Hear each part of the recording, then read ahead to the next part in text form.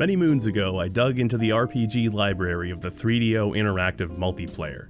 I think most people could probably go their entire lives without even knowing that the 3DO exists, much less that it has a library of RPGs. But hey, they'd be missing out big time.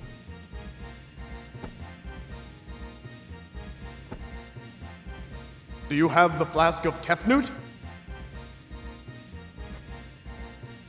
Do not attack me! Since then, verily have I searched for another console that could deliver such an avant-garde RPG experience. The Sega CD, well, it has Lunar, which is cool, but you know, every system has Lunar. This version is in all caps, which I guess is kinda kooky. There's also a port of Eye of the Beholder with Eurobeat playing in the background. I love me some Yuzo Koshiro, but I'm not entirely sure about this one. The Atari Jaguar has one RPG, Towers 2 Plight of the Stargazer. I could come up with about 90 seconds of things to say about this game, not really suitable for a video. The Philips CDI is bereft of RPGs altogether, well, aside from the Flowers of Robert Mapplethorpe, but I'm already planning on doing a big video on that, so the CDI is out. Yea, indeed, it has seemed bleak, but a thought has crossed my mind. I'm reaching a bit too far into the darkness beyond space and time. Perhaps I'll have better luck if I pull it back a bit. Between familiar video game territory and this no man's land for me is the Sega Saturn.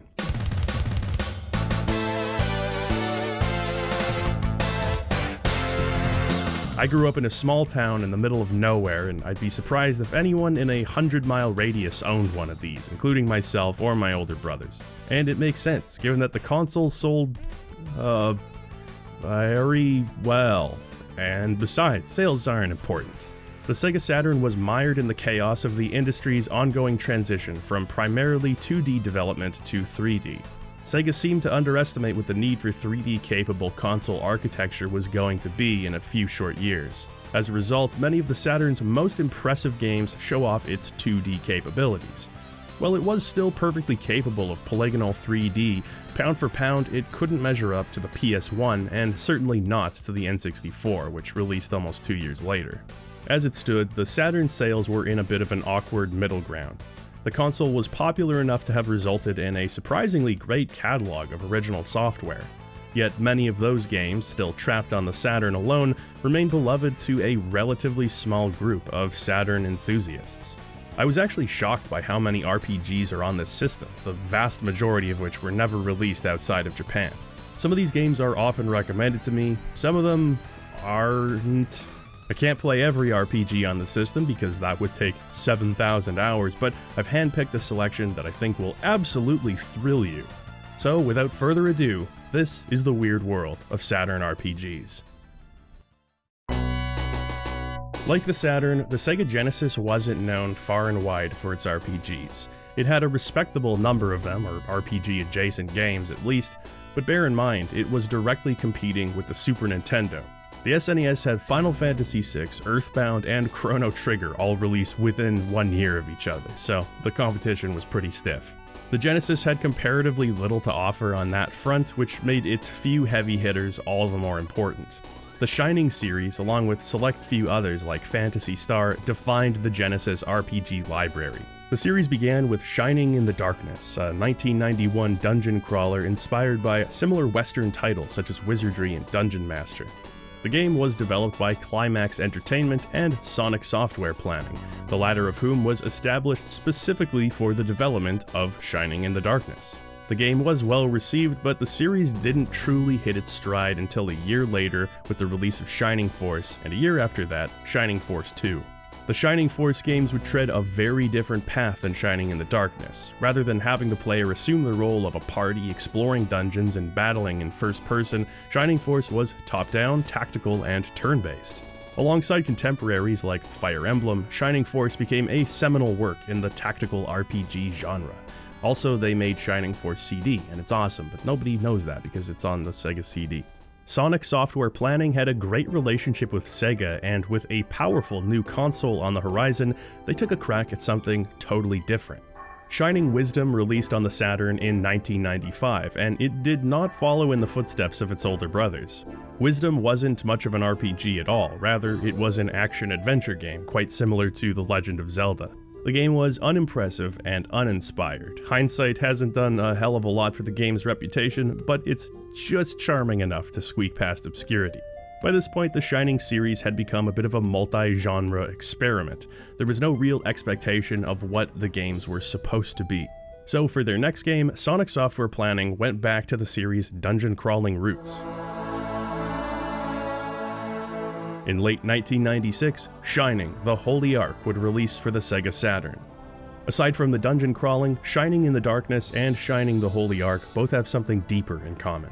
The word shining in the title is used as a verb rather than an adjective. When I hear the title, I look forward to playing an unlicensed Christian game where you use chamois cloths to help Noah clean his boat before the big flood. I apologize, that joke barely made it into the script, and it absolutely shouldn't have. Holy Ark is an example of the blobber genre, a term used to describe grid-based first-person dungeon crawlers where you control a team who battle enemies. Your party moves together as a unit rather than as individuals, like a blob. More recent examples would be something like Labyrinth of Galeria or Etrian Odyssey. The game begins with a group of mercenaries hunting their bounty. Melody, Fort, and the player character all search for a ninja named Rhodey. They track him to a mine and corner him when an accident occurs, causing grave injuries to our heroes as well as to Rhodey. A group of benevolent spirits manage to rescue everyone from the brink, with the exception of one dark spirit who possesses Fort and absconds. What seemed like a simple job quickly becomes complicated as our heroes join forces with Rhodey, who isn't quite the villain that he was made out to be. This is where the quest truly begins. You'll travel to dungeons, exploring and mapping them while facing off against enemies. Following that, you'll find new settlements or return to existing ones, advancing the plot and unlocking new dungeons to complete. Exploration, as mentioned, is grid-based. You snap to a new location or turn in one of 4 directions using the D-pad. If you have a Saturn 3D pad, you can hold down the A button and use the analog stick to look around. There's not really any reason to do this, it's just nice to feel like it was worth spending money on that 3D pad.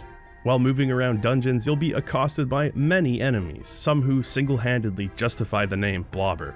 The combat here is a standard turn-based style. On your turn, you issue commands to all of your characters, some of whom will be more melee-centric, others will be more attuned to support magic, etc. Then, with all commands selected, they will play out in the order of your allies' and enemies' speed stats. One of the more interesting stylistic choices here is how battles are presented.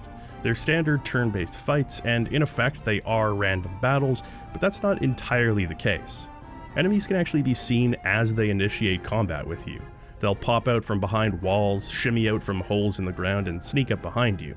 While you can't control whether or not combat will occur, it is cool that they've managed to make random battles feel more diegetic, more a part of the game's world. Because you never shift to a separate battle screen, the pacing of the game is less negatively affected by the constant swapping from exploration to battle and back again. The game also uses this style of battle switching to implement an interesting feature. Throughout the game you'll find pixies. There are 5 different types of pixie, and each one can be swapped between using the shoulder buttons. The moment an enemy engages you, you'll have a split second to deploy these pixies to attack an enemy for bonus damage.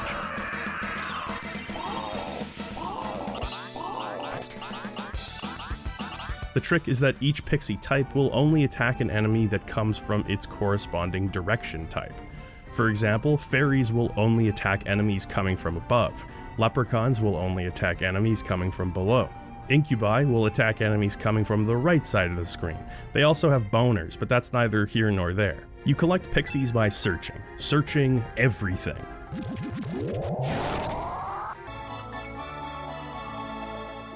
Ponds, chests, seemingly innocuous alcoves in dungeons, secret doors hidden within seemingly innocuous alcoves in dungeons. There's nowhere these things won't hide, and that provides excellent incentive to search anything that looks even slightly out of place.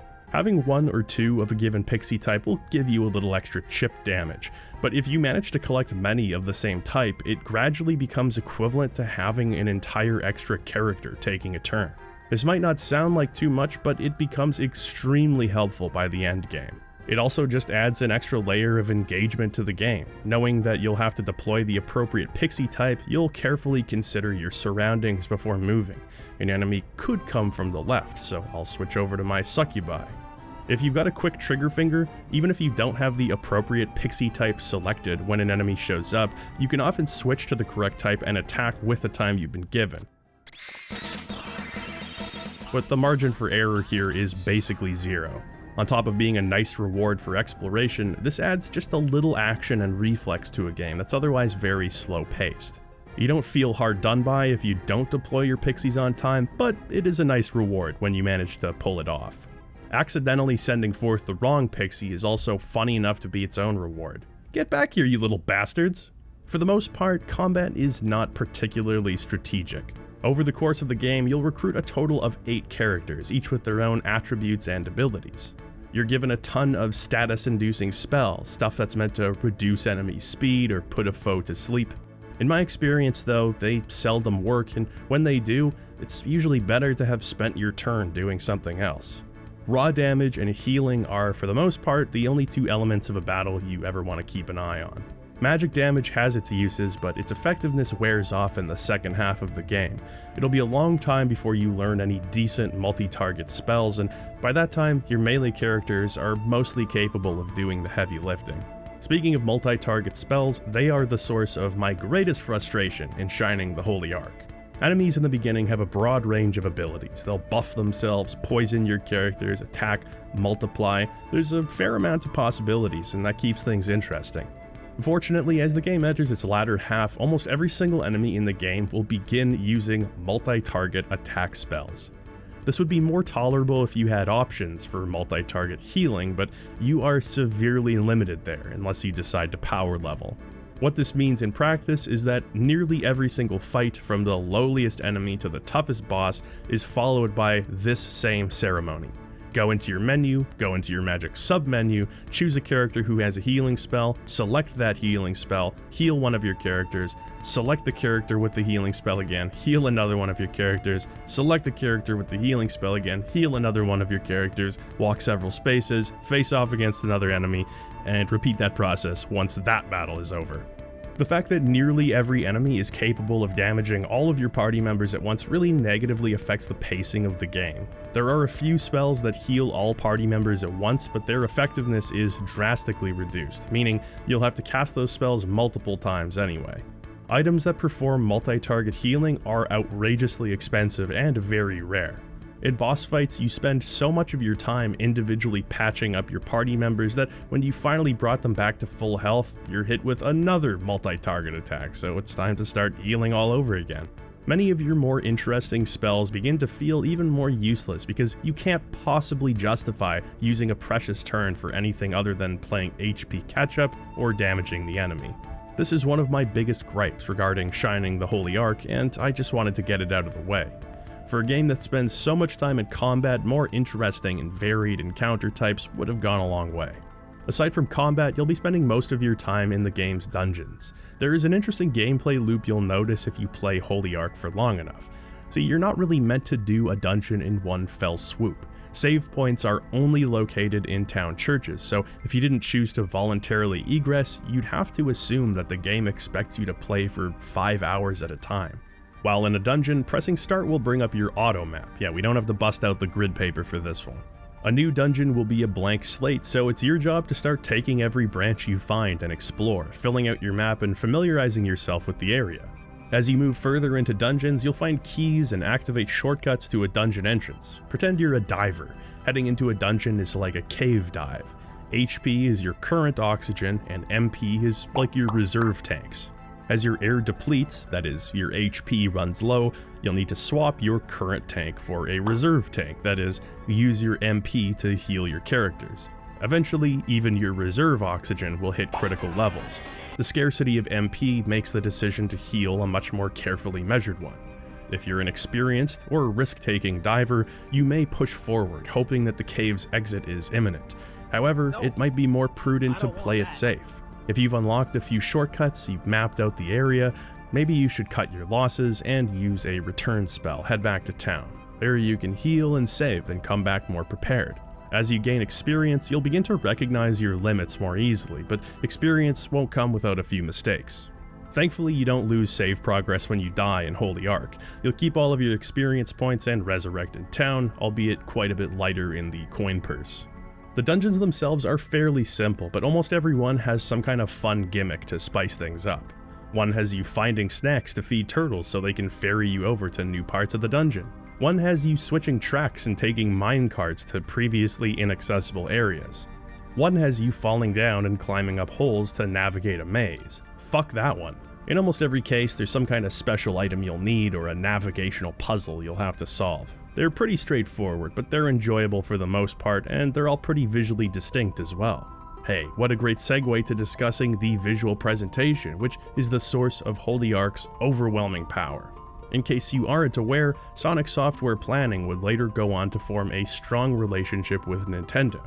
Now, you can't have a name like Sonic Software Planning if you're cavorting with Nintendo, so after consolidating with some other developers, they would change their name to Camelot Software Planning.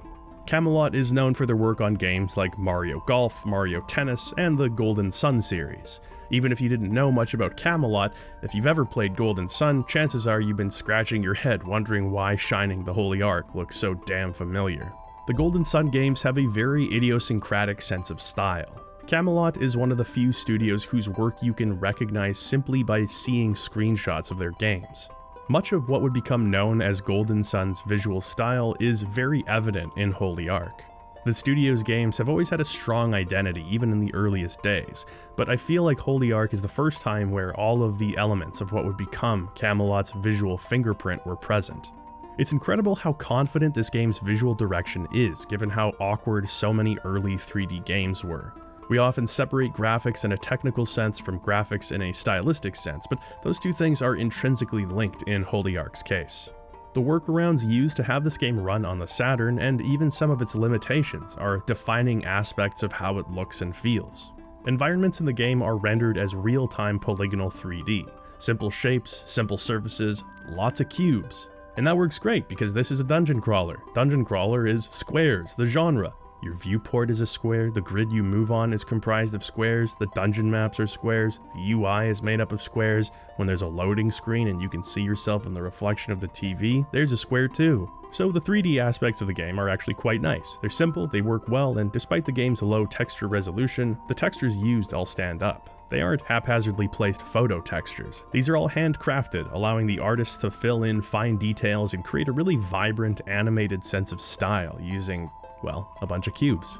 The 3D environments are colorful and pleasant to look at, but they aren't what define Camelot's sense of style. It's the 2D components of the game that bring everything home. That starts with the character design. The entirety of Holy Ark takes place from an unbroken first-person perspective. Exploration, battles, and even story cutscenes are all shown from the player's vantage point. Unlike many dungeon crawlers that were popular at the time, there's a stronger focus on the characters and their interactions in the story. They could have gone the basic route and just had text boxes appear for different characters, but they went one step further and made some presentational decisions that really help define how this game looks. Your party members will actually appear in view whenever they're relevant to the scene. In conversations and during their turn in battles, they'll appear from your peripheral vision. They'll kind of slide out from the side, taking center stage and giving you a more personal, tangible connection with them. In conversations, they'll look back at you, the player, to confirm your opinion or deliver theirs. Even when they're not visible, you still feel their presence in your party. The designs of the characters and monsters in this game are very striking. The game opts for a 2D sprite-based approach. Characters in all of their different movement poses have been pre-rendered. From there, they've been turned into 2D sprites and given various animations to appear more congruous with their 3D surroundings. Early 3D pre-rendered stuff always runs the risk of looking, how do I put it, grotesque? But these characters have been designed very thoughtfully. It's like Camelot knew that one day we'd stop being dazzled by 3D cubes, and when we did, we would notice if they committed crimes against humanity. They've accounted for this by bringing their style into the character renders. There's a distinctive cartoonishness to the designs which, when married with the smooth rendering and realistic lighting, gives them sort of a stop-motion, claymation quality that just looks timelessly great. It's not just the characters. In fact, I'm most impressed by the enemies. Their designs are fun and varied, and it's always a treat entering a new area and seeing what kind of bizarre foes you'll face off against. The animations that come with their spells and special abilities are often very elaborate and cinematic, suiting their zany designs and injecting so much personality into what would otherwise be pretty normal enemy encounters. Some of your own summon animations are absolutely gorgeous, and it's hard to imagine eking much more power out of the Saturn than this. The realistic polygonal rippling effects of water or lava, accompanied by these hand-drawn animations, create such striking, beautiful scenes of chaos. I don't even really care about how much damage spells do in this game, I just want to unlock more so I can see them. The skyboxes also just sing to me. It's hard to explain, so I mean, if you get it, you get it, but there's just some kind of a mystique to this game's horizons that sets my imagination on fire. There is a level of craftsmanship in masking low draw distance. It's the video game equivalent of those old Technicolor movies where they'd use matte paintings to create a sense of space. Yes, it's not literally real, it can't be interacted with, but there's a sense of yearning to explore that it creates. The backgrounds in Holy Ark not only enhance the game's atmosphere, but are largely responsible for creating it in some cases.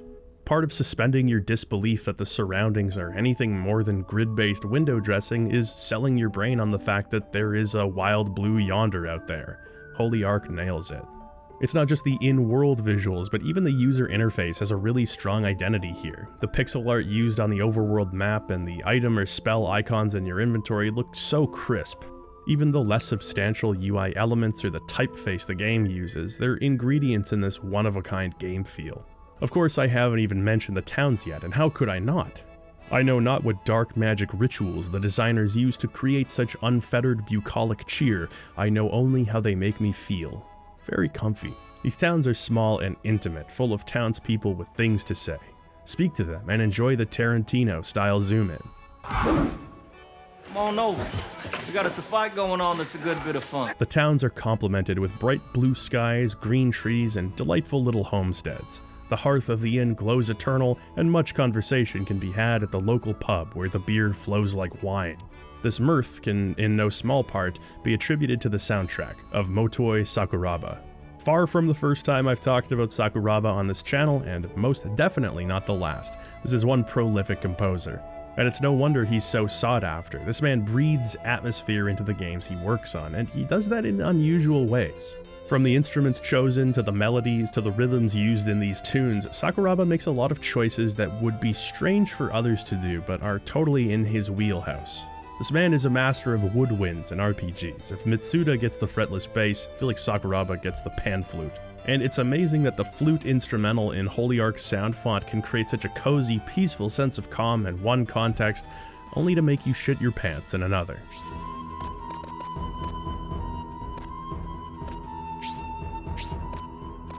To me, Sakuraba embodies that old principle. You have to know the rules in order to break them properly. This man can compose a classic imposing JRPG dungeon theme, only to one dungeon later have you crying over memories of your youth while riding on the back of a turtle.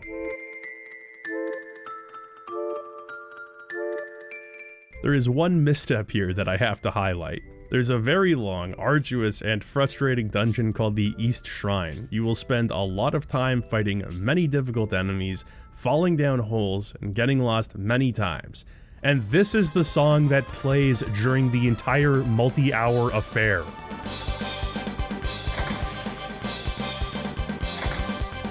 Compositionally, it's a cool song, but hearing it for more than an hour activates an MK Ultra signal inside of me that puts everyone in my immediate vicinity at tremendous risk until it stops playing. Between the game's excellent audio and its beautiful visual presentation, it's one of the coziest Saturn games of all time. There's a minor sticking point here, and that would be the game's frame rate. For the most part, Holy Ark runs fairly well relative to other Saturn games. The bulk of the game's dungeons actually have lower draw distances, disguised by many walls and obstacles. In towns though, the render distance is not limited, and you can immediately see the effect this has on the game. Unfortunately, the chugging isn't limited to towns, it happens in battles too, and that's where it's most frustrating. Fights in this game already aren't exactly expedient, and when the game is running at 30% of its targeted frame rate, battles take 3 times as long. Spell animations go from enjoyable spectacle to tests of patience, and the performance disincentivized me from using optimal strategy more than once. On the upside, the slowdown does give you more time to switch to the right pixie when an enemy attacks. The elevator pitch of Holy Ark's story is completely insane. It involves ghostly possession, ancient artifacts, crash-landed UFOs, and ninjas. In spite of that, story is certainly not the game's strong point. The characters are basically archetypes, but the plot gives you enough cause to go fight monsters and skulk through mazes. You're not going to find anything truly compelling though. Every interaction your characters have with others involves you being assigned some task, usually retrieving a particular MacGuffin to move the story along. Your primary purpose for much of the beginning is finding out why the king became an asshole overnight, and once that's figured out, extinguishing the source of that assholery and putting a stop to some very evil plans. Certain dungeons and bosses are more or less relevant to the plot, but for the most part, found the story to be lacking. Sonic Software Planning stated their goal with Holy Ark was to deliver a more mature story than they had with previous Shining games. It's been a minute since I've played the Shining Force games, but I don't think they really achieved that goal. This is very much a story that would be appealing to younger audiences, less experienced with RPGs. Don't let that fool you though, this is a pretty challenging game. If you play without grinding, you'll find that there are hard stopping points throughout the story. You'll either have to get pretty lucky in a fight, or more likely spend a few hours grinding for experience and money. There's a rudimentary crafting system that can help you attain some better equipment, and you'll recruit new characters with their own strengths. My favorite is Doyle the Ninja. Every character has a handful of unique critical hit animations, from elemental sword swipes to suplexes. Doyle's is easily the best of the bunch. Hook him up with high critical chance equipment and just watch in awe as he cleans house for you.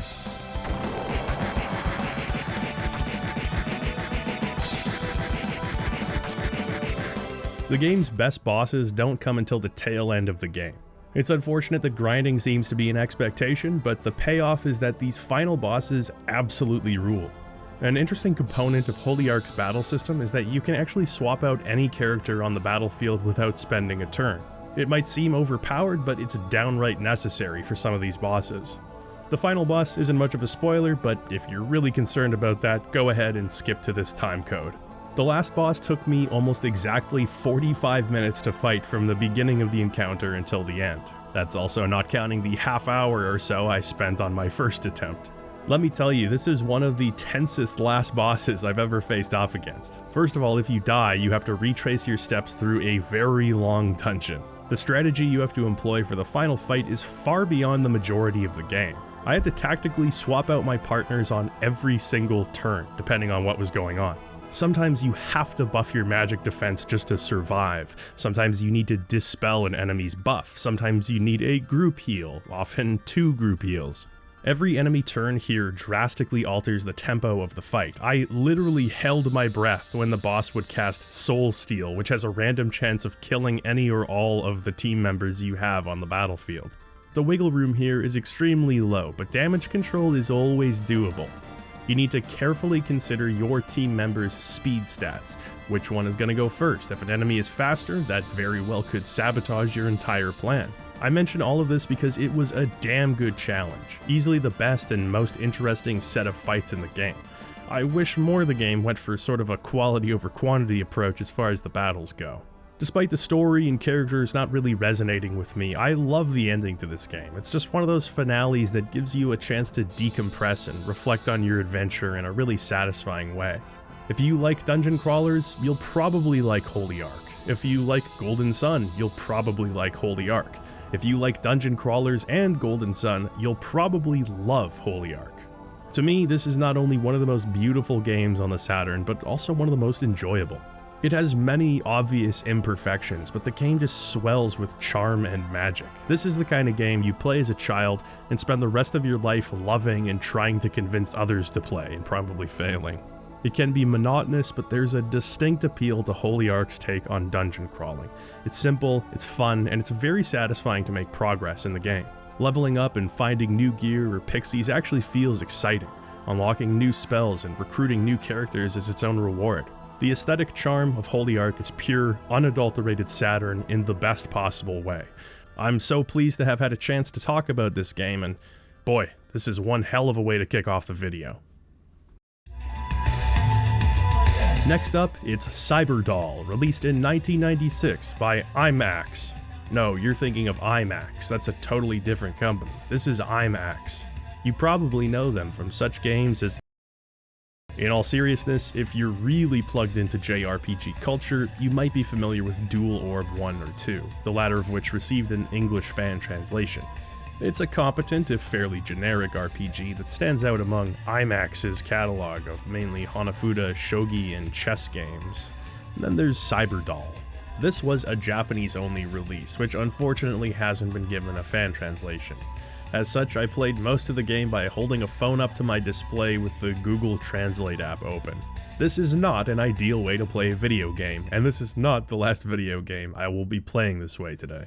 Cyberdoll is a more traditional style JRPG, but set in a cyberpunk future. Think less Ghost in the Shell and more Judge Dredd. Thankfully, the introductory sequence is actually in English, which makes it a bit easier to understand what's going on. Cyberdoll's story begins as all great RPGs do, with the discovery of a cure for AIDS. Dr. Maria Rilos found a cure for the devil's virus, AIDS. I've never heard it called that before. However, centuries before, a great visionary, Nostradamus, prophesied a greater disaster. A greater disaster than a cure for AIDS? The mind boggles. Its name? Muscle loosening disease, or MLD. Even worse than AIDS is a muscle loosening disease. If you watch very closely, you can see the exact moment this child begins rotting away in a vegetative state. And here. Mommy, are my muscles gonna be loose? Pull the plug. I can't sit here and watch Caillou suffer for one more second. The president, whose name is hard to hear due to some less than ideal sound mixing. The American president, Grandin M. Gates, initiated. Grandin M. Gates? That's a badass name for a president, huh? Anyway, the president sees that everyone's muscles are becoming loose and signs a declaration that makes cyborg implants real. Dr. Riles was appointed to head this huge project of removing the infectious human tissue and implanting cyborg materials. But there was one side effect. Anyone with cyborg implants became immortal. I'm not taking any liberties with this story, by the way. But there was one remarkable side effect. Anyone with cyborg implants became immortal. See? So Grandin discovers that shoving a computer inside your calf makes you immortal. It gives you eternal life somehow. He decides, no, we actually don't want that. We just wanted you to not have loose muscles. So we're going to undo that immortality thing, if that's okay. It's not okay. We would like to be given the power of gods. Therefore, we will impeach you. The citizens revolted and had President Gates impeached. What a civilized America this is. I thought he was going to be publicly hung. In 2004, Dr. Rilos contracted MLD and died. The fuck do you mean she died? We just established that robot legs cure MLD. Robot legs that she herself discovered. The president was impeached. It's not illegal to have robot legs. Just give yourself robot legs. A supercomputer named Maria that was constructed of Dr. Rilos' brain became the head of the HMP. We're barely out of the cyborg implant phase and we're already at supercomputer powered by human brain? 40% of the world's population had cyborg implants, and MLD disappeared. Okay, so the muscle loosening disease is cured. I frankly don't even really understand why mentioning Grandin M. Gates and the whole impeachment thing was necessary. It's not really germane to the story. Expanded, and Maria became a city-controlled computer. Again with the sound mixing, did he say city controlled or city control? You know, either way, I got big problems with Maria being used for this purpose. If she's city controlled, then there's really no point in having a human brain because, you know, you got the whole city is making decisions for you. If she's a city control computer, well, that doesn't make sense either. She was an epidemiologist, so you're gonna take her brain and force her to become the mayor? Year 2039. A deadlier disease struck. Oh, for fuck's sake. Dark Visitor. Dark Visitor? Muscle loosening disease isn't the coolest name for a disease, but I find Dark Visitor to be an extreme overcorrection. DV affected both human and cyborg material with the same symptoms as MLD. Okay, so why does it need to be a new disease? Why can't it just be MLD? Did Nostradamus predict all of this shit too? 2040, Maria was commandeered to set up Debugger, a team to fight Dark Visitor. So you're like the member of an anti-terrorist task force who fights a disease that loosens muscles. I feel like I'm describing a dream to you right now. I believe the English introduction is probably just very badly translated. I know, call it a hunch. Okay, so I don't really know, but I think that there's some kind of hostile cyborg force animated by a computer virus or something like that. Maybe the virus is the Dark Visitor. Our main character's childhood friend, I think, named Marilyn, was killed by a Dark Visitor while she attempted to protect him. Presumably out of a sense of duty, he joins this task force to fight the Dark Visitor. While the game is an RPG, it has a mission-based structure. You begin every segment at your headquarters where your mission briefing is given, and from there you teleport to a location where you carry out your orders. The first mission, for instance, has you tracking down a cybernetic serial murderer called Shade Killer. You're dropped into a small but open area to wander around in, gathering clues, fighting enemies, and ultimately solving the crime. There is a larger plot that intertwines with these seemingly disconnected crimes. The protagonist meets a woman named Layla who looks exactly like Marilyn did. She has amnesia though, so the plot thickens. She's brought back to our character's apartment where she remembers bits and pieces as the game goes on. That's about where my knowledge of the plot runs out, and obviously I'm in no position to critique the writing, the story, or the characters. Seems like an interesting enough hook, though without speaking the language, it's hard to truly understand what's going on. Thankfully, that didn't stop me from getting a grasp on the gameplay. The investigation aspect of the game is very straightforward. You just have to go to the right place, speak to the right people, and follow instructions to meet with informants and stuff like that. Some characters will only give you information under certain circumstances or after being bribed. Most of the exploratory gameplay has you popping your head into every single building and speaking to all of the NPCs. There's a lot of world building in the dialogue, which doesn't go unappreciated, but still it's hard to not see every NPC as an item within a checklist. Cyberdoll also has random battles, and while that fact isn't really so interesting, the battle system itself was one of the biggest and most pleasant surprises I've experienced in any of the games I'm talking about today. While walking around the city, an alarm will go off notifying you of an incoming enemy. These occur very frequently, but thankfully, once you've fought an enemy type several times and outleveled it, you can choose to bypass these battles altogether, which is nice. Battles take place on horizontal planes of varying length. How much space you have on the battlefield and what the battlefield looks like are both determined by the environment you're in when the fight starts. The combat here is turn-based. You're allowed to attack the enemy, use items, analyze the enemy for weaknesses, and move around the battlefield. You can't move past an enemy though, and the same is true for the enemy to you. This often turns the opening rounds of a battle into a mad dash to try and claim as much space as possible. Once you're within the appropriate range, you can draw one of your available firearms and shoot the enemy. It sounds standard so far, but it's actually pretty unique. There are a ton of different guns in this game. Some you start off with, others can be purchased from weapon stores. It's not just a game of raw power either. Each gun has many different parameters that affect its usefulness in any given situation. This is largely due to the game's limb targeting system. With most weapons, you'll have the option of targeting a specific part of an enemy's body. Fallout training may tell you to aim for the head when possible, but that's really not always the best option. Some enemies are capable of moving 2 full spaces on their turn instead of 1. In this case, taking out their legs early may be the best move. That way you can take potshots at their head without having to worry about them closing in on you.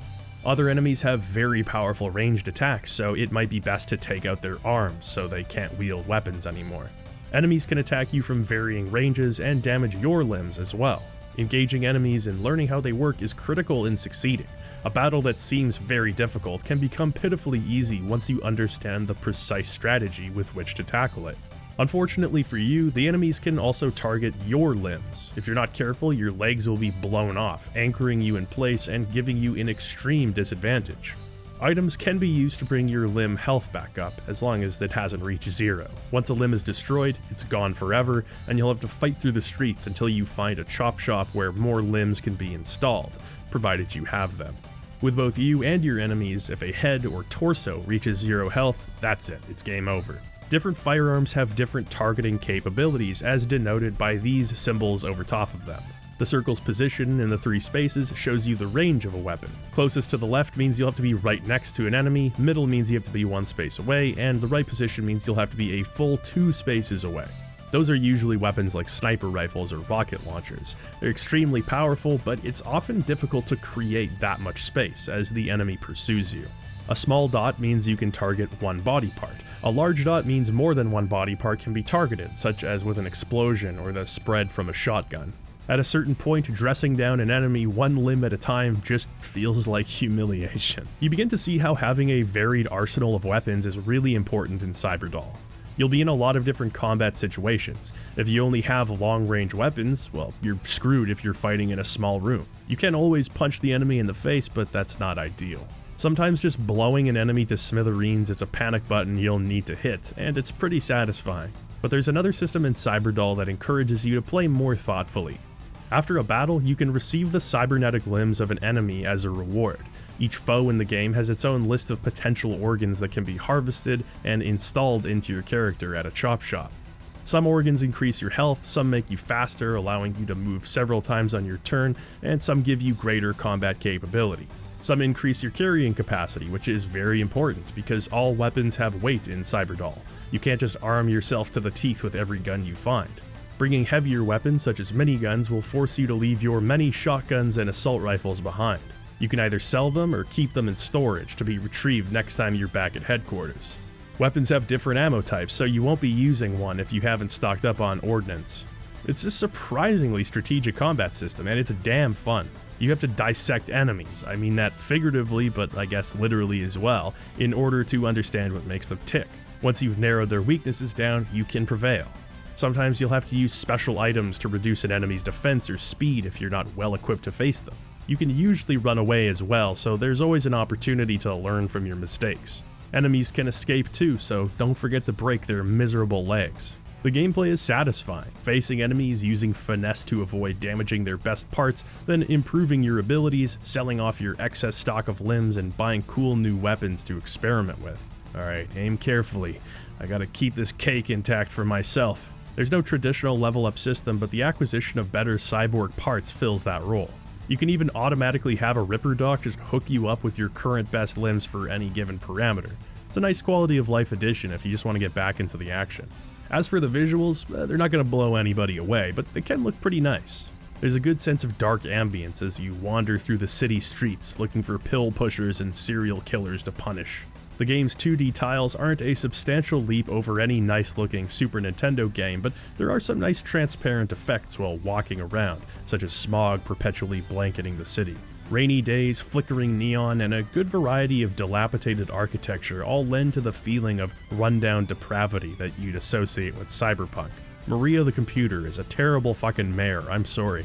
The battle graphics look nicer, with large, colorful sprites populating the screen and plenty of parallax scrolling, helping enhance the feeling of movement. This is important as you and your enemies scoot around the screen in a game of cat and mouse. I love seeing all the different guns, enemy sprites, and their animations. I think the enemies are comprised of many individual limb sprites because they can be blown off seamlessly. The music is corny, but it's also kinda badass. Not since 1080 snowboarding on the N64 have I heard so many synthesized guitars in one soundtrack. Actually, that's the perfect way of thinking about it. It sounds like music from an extreme sports game from this time period. Like Bill Laimbeer's Combat Basketball, but with Spas 12s and black market organ trafficking. There's not a whole lot of depth or variety to the music, but it's good adrenaline-pumping fun. The tune that plays when you reach headquarters is my favorite. I've had this melody stuck in my head for weeks now.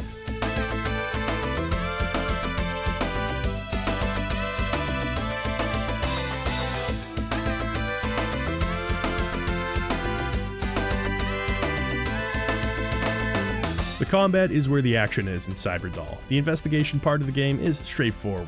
There is some level of exploration, often leading to hidden items and weapons. There's also some interesting scripted segments that occur, mixing up your mission objective and putting you on the back foot.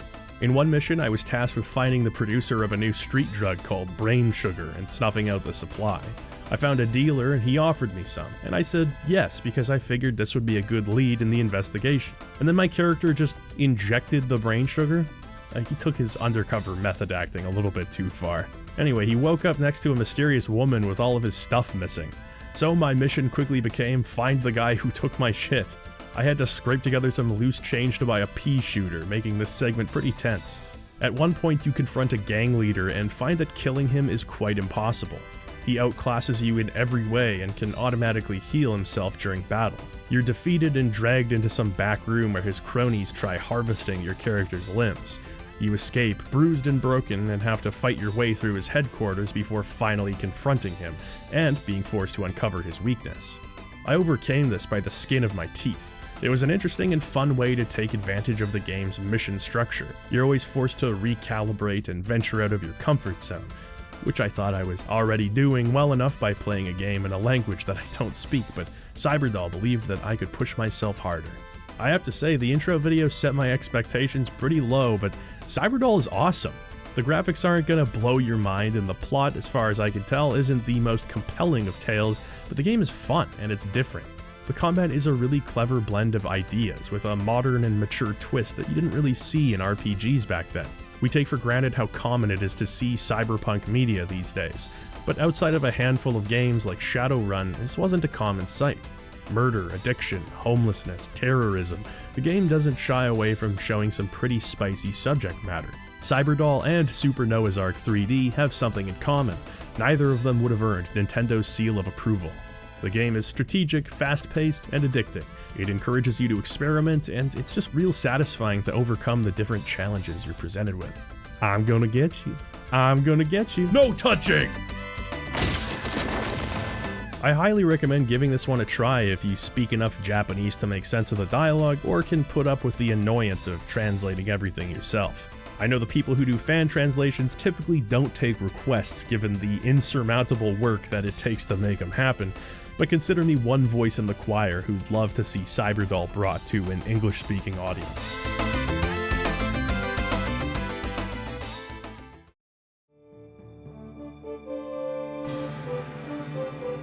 You know, I had Albert Odyssey all wrong. For one thing, I thought the main character's name would be Albert. It's not. His name is Pike. If Panzer Dragoon Saga wins this video's award for coolest game name, Albert Odyssey probably wins least cool. Apologies to anyone in my audience named Albert. You and the Lloyds may join each other in wishing for my demise. Another thing I failed to realize is that Albert Odyssey was actually an established series in Japan by the time this game was released in North America.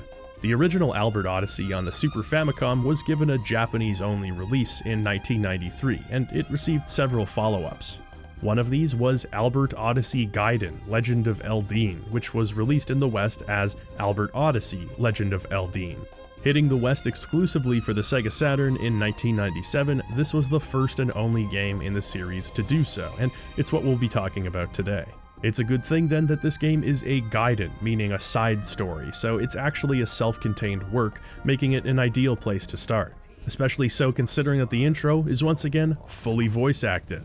Goblins pillage the land, claiming countless innocent souls. And now the murderous roving bands have set their ruinous sights on the village of Carney. In all seriousness, the voice acting in this intro is surprisingly good. Maria, we have to go, now! I'm coming! I'm coming! You know, in comparison to, say, something like Resident Evil. What is it? Burned alive. Gouge his eyes. A village is under siege by a goblin menace, and a family desperately tries to escape with their child. Thankfully, these are some very polite goblins. Just gonna sneak on by you there. The mother and the father are slain, but the child, Pike, miraculously survives and is rescued by a harpy woman, Leia, who takes him to her village. In that time, the child Leia rescued grew to young manhood. Having discovered the cure for AIDS, he unfortunately succumbed to muscle-loosening disease and died. We then cut to the present. Pike is a teenager who lives with the harpy woman and her brother, and also he has a talking sword named Cirrus. So that's actually not really relevant to the video, but I just felt like I should say something. The game begins with us wandering around the harpy forest trying to find Leia's brother. This is just a way for us to get used to the controls and basic functions of the game. It isn't long before a dragon-riding fiend named Belnard arrives, looking for the harpy's crystal. When Pike stands up for himself, Belnard casts a spell of petrification which turns Leia to stone. Pike is tasked with finding a powerful priest in a nearby village to heal her, and we're off on an adventure. First of all, in direct comparison with Cyberdoll, the only other 2D game I've talked about so far, Albert Odyssey looks really good. It's got some very pleasant and lush pixel art with plenty of subtle effects enhancing the ambience at any given time. The characters are presented in a chibis or chibis style if you prefer. Despite their stoutness, they're colorful and detailed. The way the game uses lighting is really what sets it apart from previous generation RPGs. It's hard to say that this game is a supreme showing of the Saturn's capability, but it's a very pretty game that withstands the test of time. In terms of gameplay, this is one of the most traditional console RPGs of any I'm talking about today. You get into random turn-based battles, you attack, use magic or items, gain experience, level up, buy new equipment at towns, go to dungeons, go to the next town. It doesn't get any more straightforward than this. If you like extremely simple RPGs, you'll likely find Albert Odyssey's laid-back gameplay enjoyable. The number one reason why Albert Odyssey's name is still passed around in RPG discussions is not because of its gameplay, it's because of its localization. And with that, let's go ahead and talk about Working Designs. Working Designs was a company helmed by one Victor Ireland that localized Japanese games for English-speaking audiences, primarily in the 90s. If you've played any of the Lunar games on PlayStation, Alundra, or the Ark the Lad collection, you have experienced some of Working Designs' translations. There's a thing about the matter, and the thing is this. The company took many liberties with their translations, including lots of jokes that were never part of the original script, references, and gags. Their work has historically been quite divisive, and that's only become truer as the demand for accurate translation has increased since the 90s. Some people adore Working Designs, and not for nothing. They took on a lot of projects that other publishers were unwilling to. This resulted in Westerners getting to experience many Japanese games that they wouldn't have had otherwise, like Lunar. They did not translate games one-to-one from the original Japanese, but altered phrasing and cultural references that wouldn't have made sense to native English speakers. When talking about great localization, I always think of Alexander O. Smith's work on Vagrant Story. The game's translation is far from being one-to-one accurate, but many English-speaking RPG fans agree that its script is one of the greatest ever written in the medium. Director Yasumi Matsuno's advice for Smith was simply to make it biblical. The game is full of evocative, poetic language and Shakespearean prose, which, when matched with the cinematic storytelling of the cutscenes, became a peak example of RPG storytelling. Again, the script was not a direct translation at all, but still managed to elevate the game, and of course received the blessing of the game's creator, a win-win, and a case where creative liberties resulted in excellence. Good localization walks the tightrope of accuracy and cultural relevance to the target audience, and because of that, we put a great deal of faith in the integrity of translators. We ask that they don't undercut timeless moments of character growth with stupid memes that instantly age a work, and they ask that we give them some room to interpret the source material for a broader audience. Sometimes, localization falls off this tightrope. Working Designs made some questionable choices that sometimes resulted in games being almost reworked as comedies. If you've ever seen the dub of an anime called Ghost Stories, it's kinda like that. They took dry source material and basically tried to make it interesting by any means possible. Leo, make yourself useful and try to figure out some way to keep that Barbra Streisand bitch off our back. Play the Yentl soundtrack or something, I'll go get Ketchero. A lot of people love Ghost Stories dub because it's basically a well-produced abridged series, and you can always watch it subtitled if you really want the boring original. The thing about the games is that these are already the subtitled versions. This is all you get, and you want to be grateful because they made it possible to play these games. And maybe you love the jokes and you couldn't care less about the accuracy. I think that Working Designs translations vary quite a bit. Some are good, some are more egregious. What really chaps my ass is that they actually went into the code of many of the games they were localizing and made the games more difficult, often excessively. This wasn't an edict from the original developers, this was just a decision from Working Designs because they thought they knew better. The game Popful Mail has several changes. Weapons in the store are far more expensive, enemies have more health, and you take more damage. In Lunar Eternal Blue, it costs experience points to make a save game, and save games become more expensive the more you save. It wasn't in the original at all. What compelled them to do this? It's like putting ink ribbons in Animal Crossing. This has led ROM hackers to develop unworked designs versions of many of these games, restoring the original gameplay systems. Albert Odyssey has been minimally tampered with in terms of gameplay, but in terms of its translation, ooh boy, this is something else. When I said that certain games were reworked to be comedies, this is the poster child of that statement. I'm not going to sit here and act affronted that they didn't just directly translate the original story with no changes. I'm sure it's probably dry, and given the rest of the game, quite possibly very generic.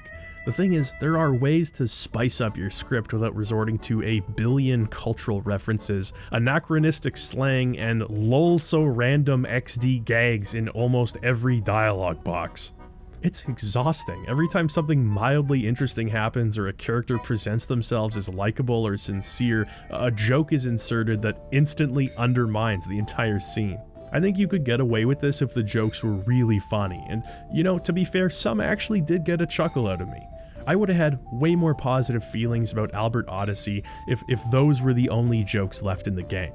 Just the goof once every 10 to 20 minutes, as opposed to relentlessly. It feels like there's a joke quota in place here, like something zany needs to happen every 20 seconds or else the player will get bored. You've got characters like Valerian the Vampire, and his comedic lines work because he's presented as this kind of haughty, flamboyant character. It makes sense that he'd patronize the protagonists. Chrono Trigger has Magus, Albert Odyssey has Count Chocula. They even shamelessly ripped off the introduction to Magus' castle here, down to the perspective. It doesn't look bad though. Maybe more Chrono Trigger inspiration could have been what Albert Odyssey needed. The battle system here doesn't evolve. It's incredibly basic, and the battles, especially with bosses, are just way too long. It feels senseless, and your strategy never changes. There is also some grinding required to advance in my experience, and supposedly working designs actually toned that down. Well, I mean, I guess as long as you're altering the game, you might as well save the player some time. I'm not going to sit here and complain about that. A lot of the soundtrack is actually excellent, taking advantage of the CD technology. The world map music in particular is great.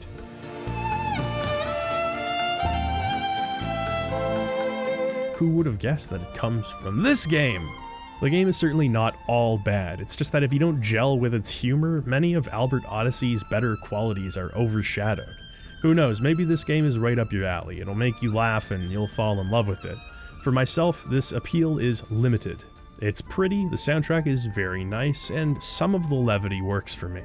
Levity maybe isn't the right word, because that implies that the circumstances surrounding the jokes are sincere, which is not the case. Some people think Albert Odyssey is one of the best RPGs on the Saturn. Me personally, it's not even in the conversation.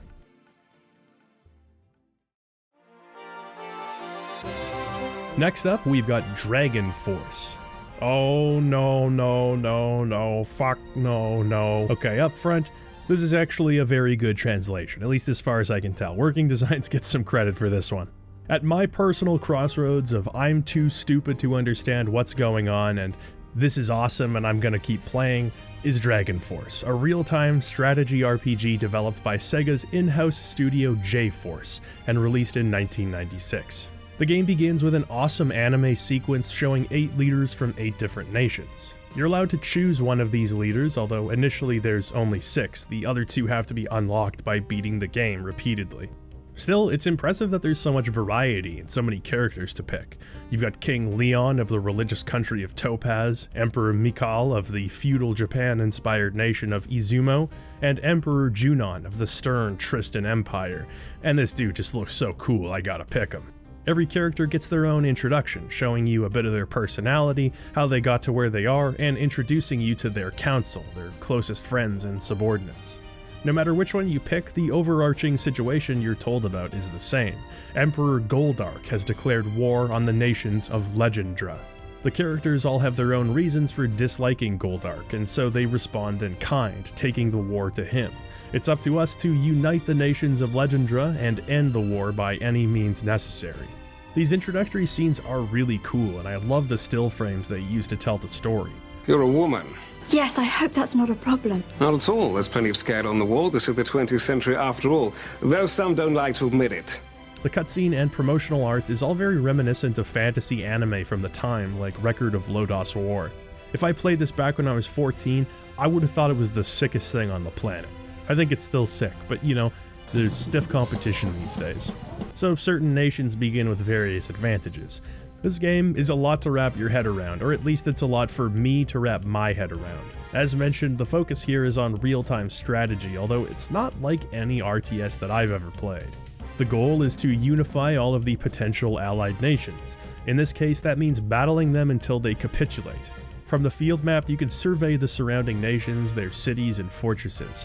The game can be paused at any time, which is nice for some tactical planning.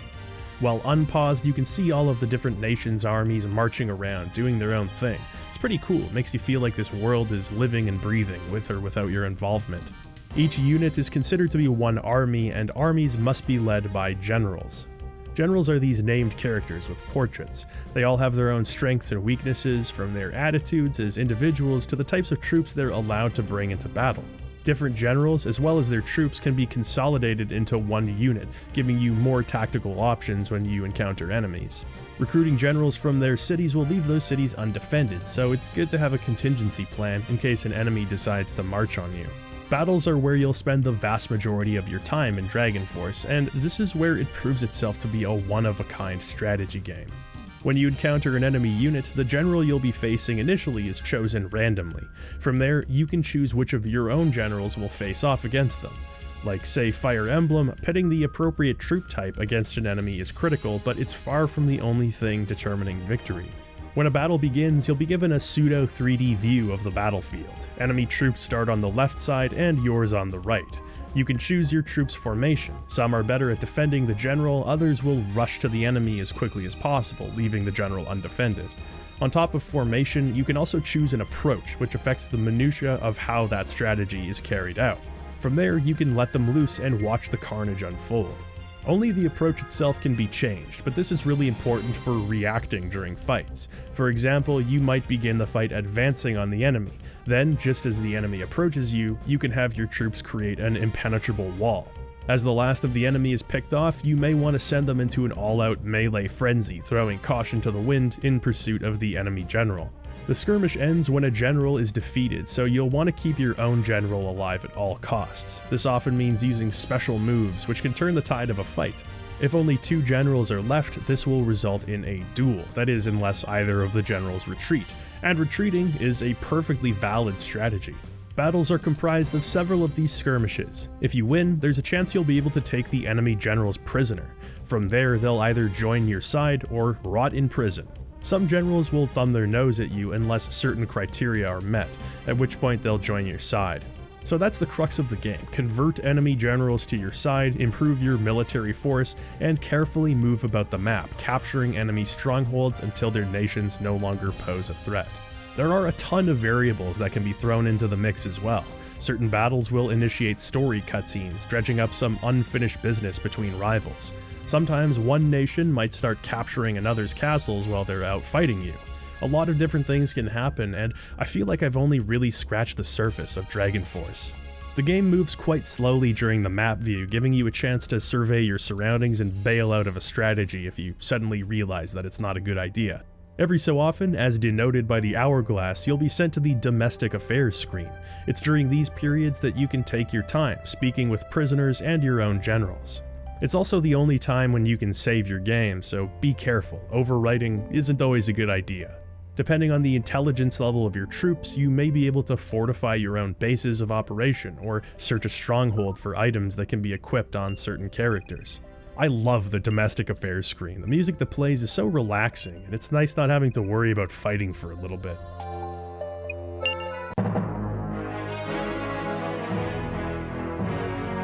What the hell? I was vibing. Who queued up the disappointed dad music?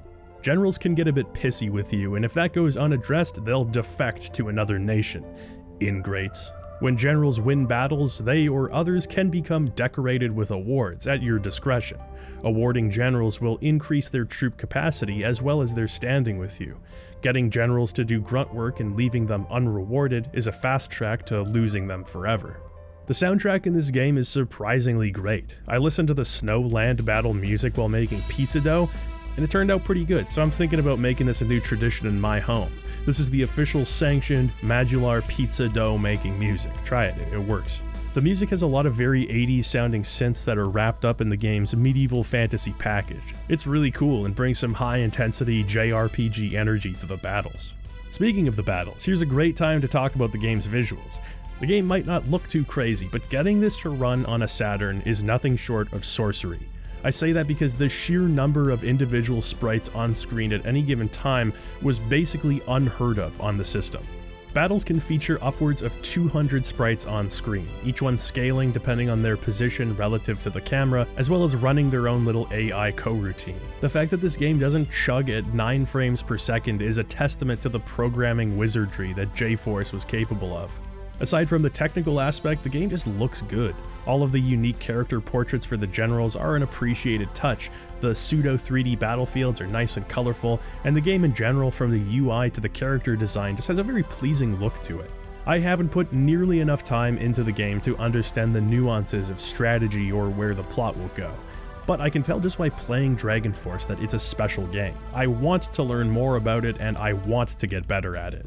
The manual isn't much help, unfortunately, and the game really throws you to the wolves, especially if you choose the wrong nation. There's some trial and error here, but it's enjoyable trial and error. It's too bad the Dragon Force isn't more widely recognized. Yeah, it's a Saturn game, which really limits its reach. Still, I feel like there's an audience outside of its niche that would really enjoy it for all of its quirks who probably haven't heard of it. Several of the team members involved in Dragon Force continued to work in the industry, such as the composer Tatsuyuki Maeda, who went on to contribute music to almost every game in the Yakuza series. Oddly enough, J-Force's president, Masahiro Akashino, supposedly went missing during the production of Dragon Force, as in, they still haven't found him. After his disappearance, the company went belly up, making Dragon Force their last project as a developer. What an odd tale. One of Sega's in-house studios would eventually develop a sequel, Dragon Force 2: The God-Forsaken Land. This one features character designs by Nobutaro Yuki, who did designs for Chrono Cross's Party and, incidentally, the Record of Lodoss War OVA. I haven't played much of this one yet, although it didn't receive an official Western release. An English translation patch was released in 2015 by Verve Fanworks and looks to be fully playable, so there's a positive note to leave this section of the video on. If Albert Odyssey wins this video's award for Worst Title, and Panzer Dragoon Saga wins this video's award for Best Title, then where does that leave Druid, Demons of the Mind? Likely the winner of Best Game Cover, and definitely the winner of Best Back Cover. Of course, this is only the cover of the American PC release. The Saturn's cover is boring. I don't want to play as some hot piece of ass with straps. I want to play as this man walking towards a fisheye lens that makes him look like a gremlin with a giant egg-shaped head. Alas, the Saturn version is what we'll be looking at today. The game was originally released for DOS computer systems in North America back in '95, but received various ports in '98, all exclusively released in Japan. The game was published by Surtech, creators of the Wizardry series. Hey, they can't all be winners. It was developed by Synthetic Dimensions, a UK-based developer whose body of work mainly consists of average point-and-click games and ports, with some exceptions. One such exception is the relatively unknown Legends of Valor, released in 1992. Bethesda's own Todd Howard, as well as one of Elder Scrolls creators, Ted Peterson, mentioned Legends of Valor as a big influence on the design of the first game in that series. Also, the Cardano guy bought the rights to Legends of Valor and says he's gonna remaster it, but he says lots of things. Anyway, just thought that was kind of interesting. Synthetic Dimensions do have some history behind them, so it's weird that, nobody seems to remember Druid. Even looking at exhaustive lists of RPGs on the Saturn, this one seems to be a pretty deep cut. When we're talking about deep cuts in a video that features Cyberdoll, you know I'm not messing around. This is a very odd game. It's not so much a traditional RPG, but a blend of point-and-click adventure and RPG. I know from Quest for Glory that this blend can work, and to a lesser extent Dragon lore, lest we forget. The game drops you into this world, which is supposed to be a dream, I guess. After getting an idea of how the combat works, you wake up in your bed and you're forced to solve a puzzle to move on. This puzzle is putting a ball into a ball-shaped indent. Then you leave and everybody congratulates you on figuring out the puzzle and goes on about how you've proven your abilities. These druids, they really believe in positive reinforcement. One thing that really bothers me is how they've sabotaged the original protagonist. Look at how yoked this guy is. It honestly looks like he could open coconuts with his ass cheeks. What happened? Yeah, everybody talks about Western censorship of Japanese games, but I'm here speaking up for Druid. So you're sent off to solve the tests of the 4 elements and become a druid, or something along those lines. The game is pretty open to begin with, and you can wander around fighting enemies and achieving certain objectives in whatever order you want to. The combat in this game isn't particularly interesting, but it is functional. You hit the enemy hits you. You can block attacks if you hit the button at the exact right time, and it seems like retaliating after a block does more damage. That's pretty much the size of it from what I've seen. You do have this amulet that seems like it might relate to combat somehow, but I couldn't tell you if that's the case. Every friend group has fire, rock spinning slightly off its axis, leaky roof, and gyrating tornado. The puzzles in this game are extremely straightforward from what I've seen, and that's with me trying to decipher Japanese. Exploration, combat, and puzzle solving are all just kind of boring. I was really hoping we'd get some dragon lore insanity to kind of jack the game up a bit, but unfortunately it seems like it never transcends beyond what you see here. It certainly doesn't help that the game is just very drab to look at. This has got to be one of the brownest fantasy worlds I've ever seen. A lot of finer details from the original PC version have been totally lost in translation here. It's just fuzzy, brown, and static. There's nothing going on the screen. There's really not much to say about Druid. If you like mediocre point-and-click games and mediocre RPGs, you might find something here to enjoy, though I recommend not the Saturn version. Prior to making this video, I was not particularly familiar with the Panzer Dragoon series. My only knowledge of Panzer Dragoon is that it would someday win the Coolest Name award for this video, and that it was sort of like Star Fox. Let me tell you, this series deserves a lot more credit than that.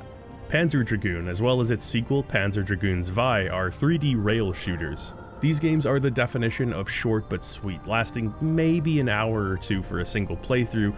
They are dense with gorgeous designs, memorable set pieces, and tremendous soundtracks that perfectly complement the games.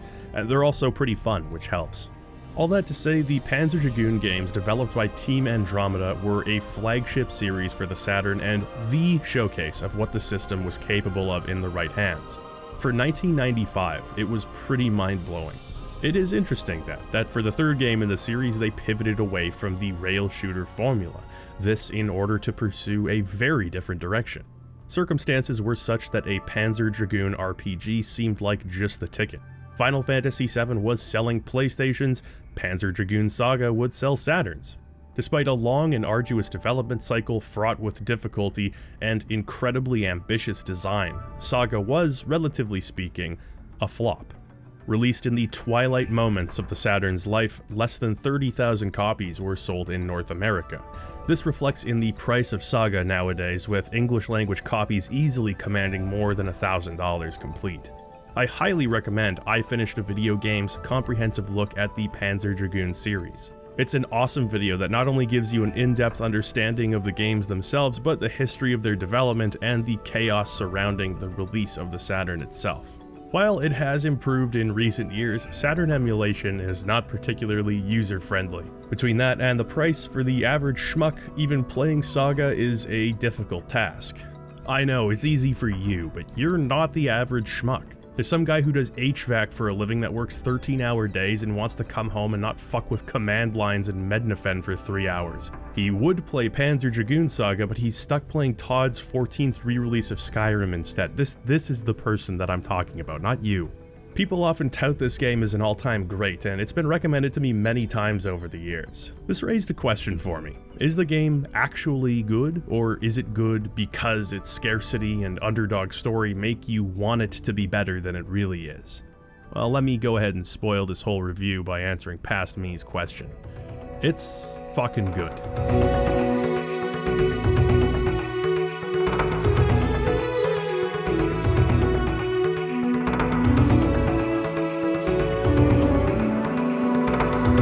In Panzer Dragoon Saga, you play as Edge, a mercenary hired by the Empire to guard an excavation site. While at work, he and his colleagues are attacked by the Black Fleet, an organization formed of mutineers from the Empire, led by a man named Kramen. Edge manages to escape into the ancient excavation zone, and while there, finds the uncovered body of a young woman who is taken by Kramen. Just as things look grim, he's inexplicably rescued by a dragon.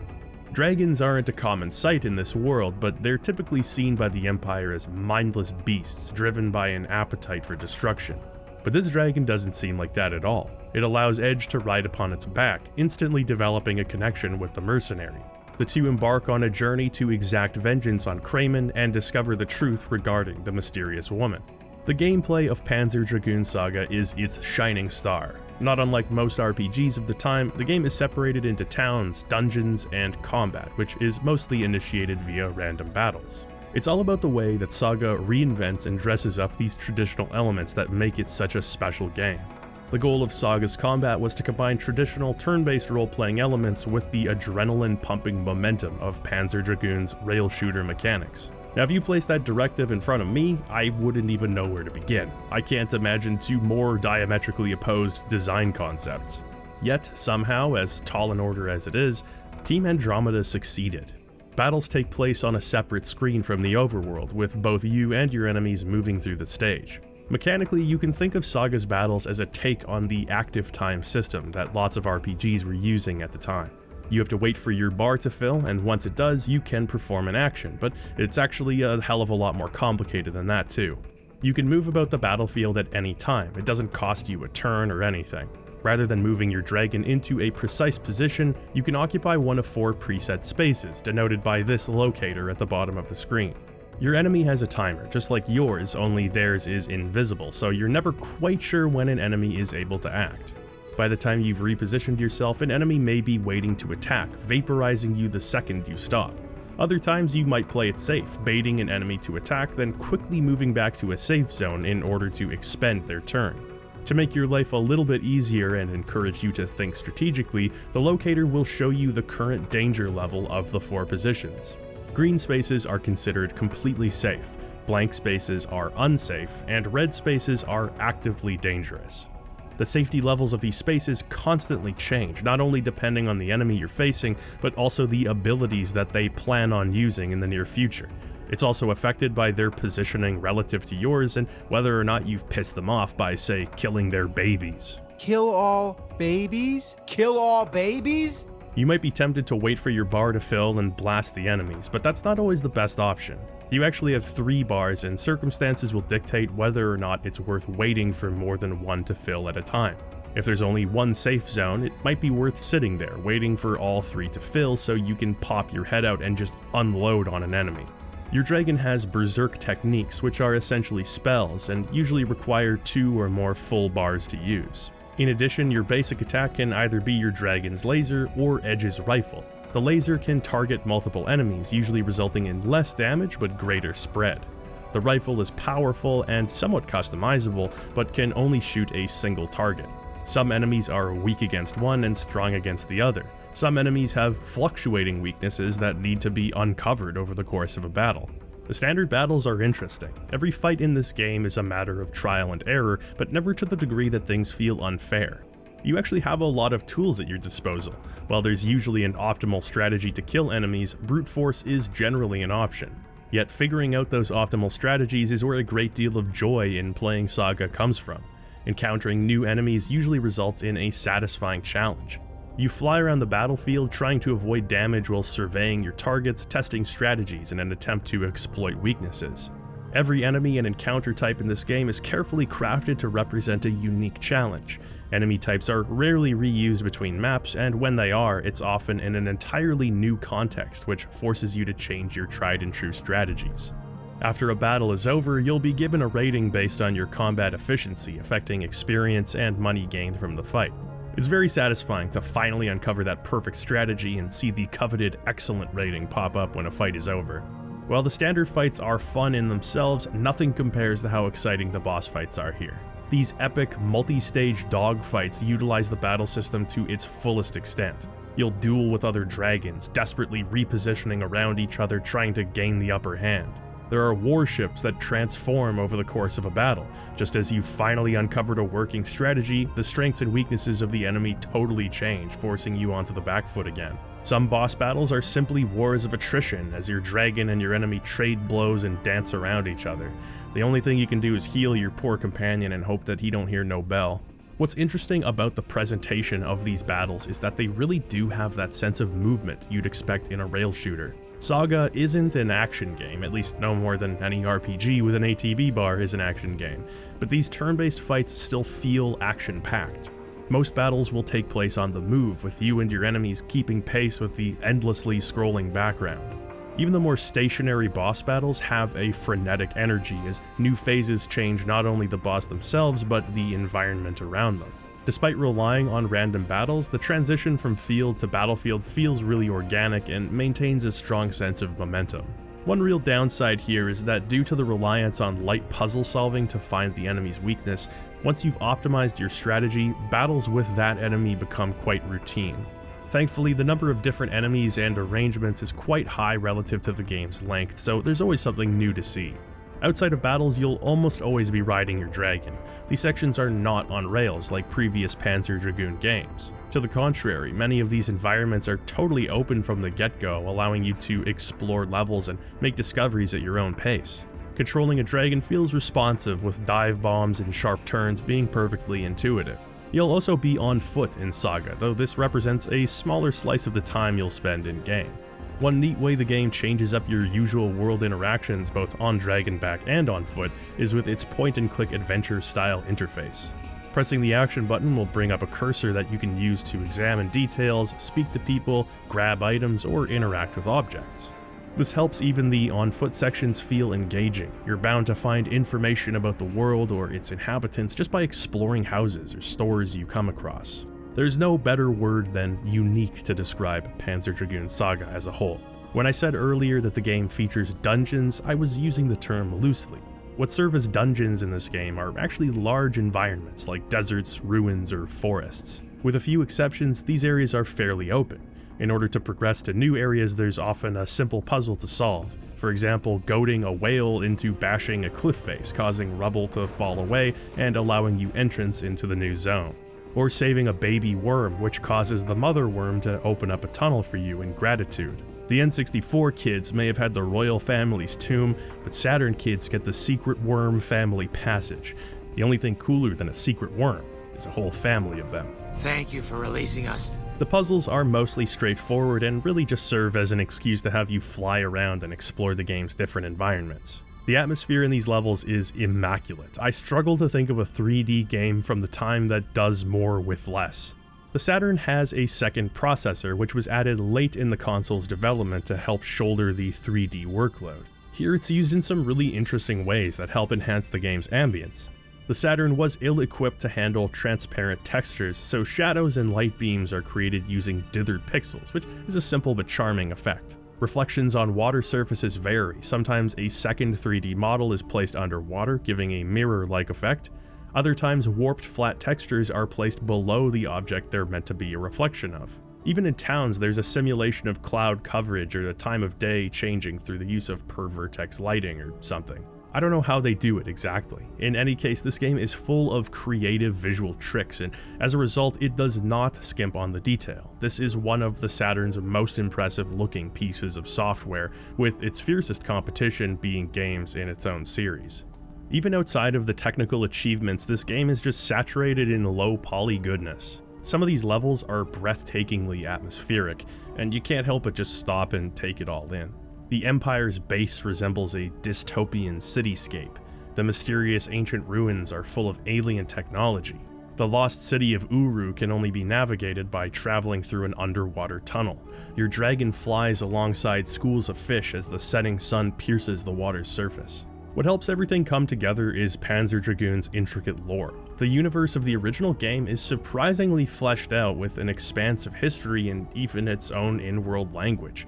Not what I expected for a game that was an hour long. The format that Saga takes is a perfect vehicle to explore some of that history, giving you a more first-hand experience of the world and its lore. There's a ton of documents which can be found and read, lending to a feeling that Team Andromeda was sparing no expense in creating a believable universe. And some documents that indicate other things.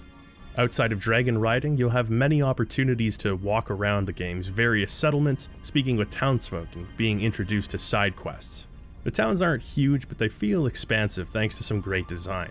Different sections of town are often separated with gates and barricades, and your view of buildings is obscured by tunnels and other choke points.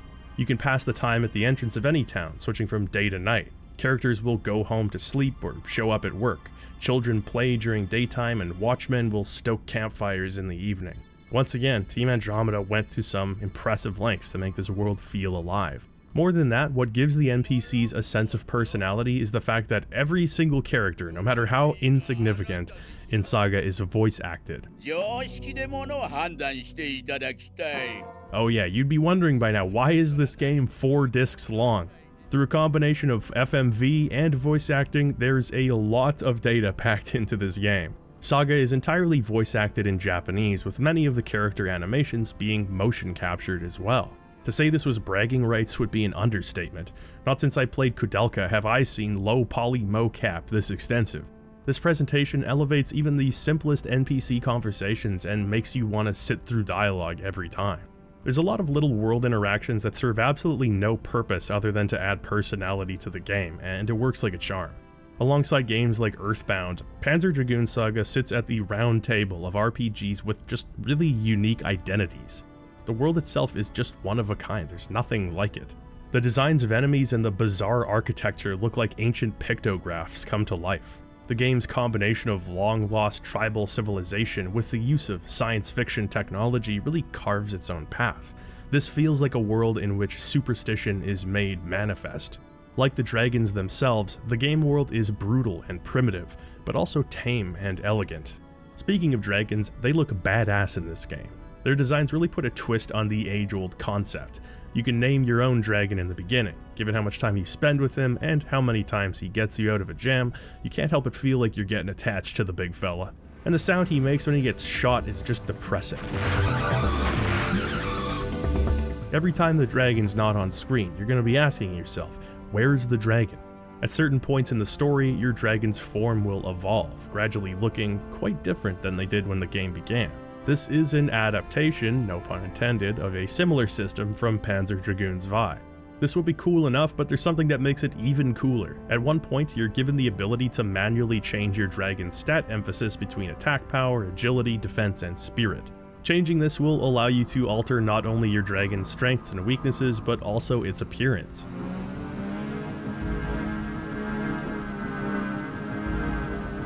Each individual variable morphs your dragon into a combination of 4 different forms, and this is just an impressive feat, like programmatically. Placing an emphasis on one stat will make you weaker in another, agility being opposed to defense and attack with spirit.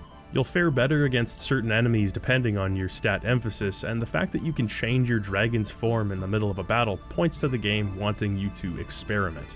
Now, the plot of Saga is one area where I won't be unabashedly positive. It's not a bad setup by any means, it's compelling enough to drive your interest. Edge eventually meets people on the periphery of society and is forced to ally with some unlikely bedfellows in pursuit of Kramen.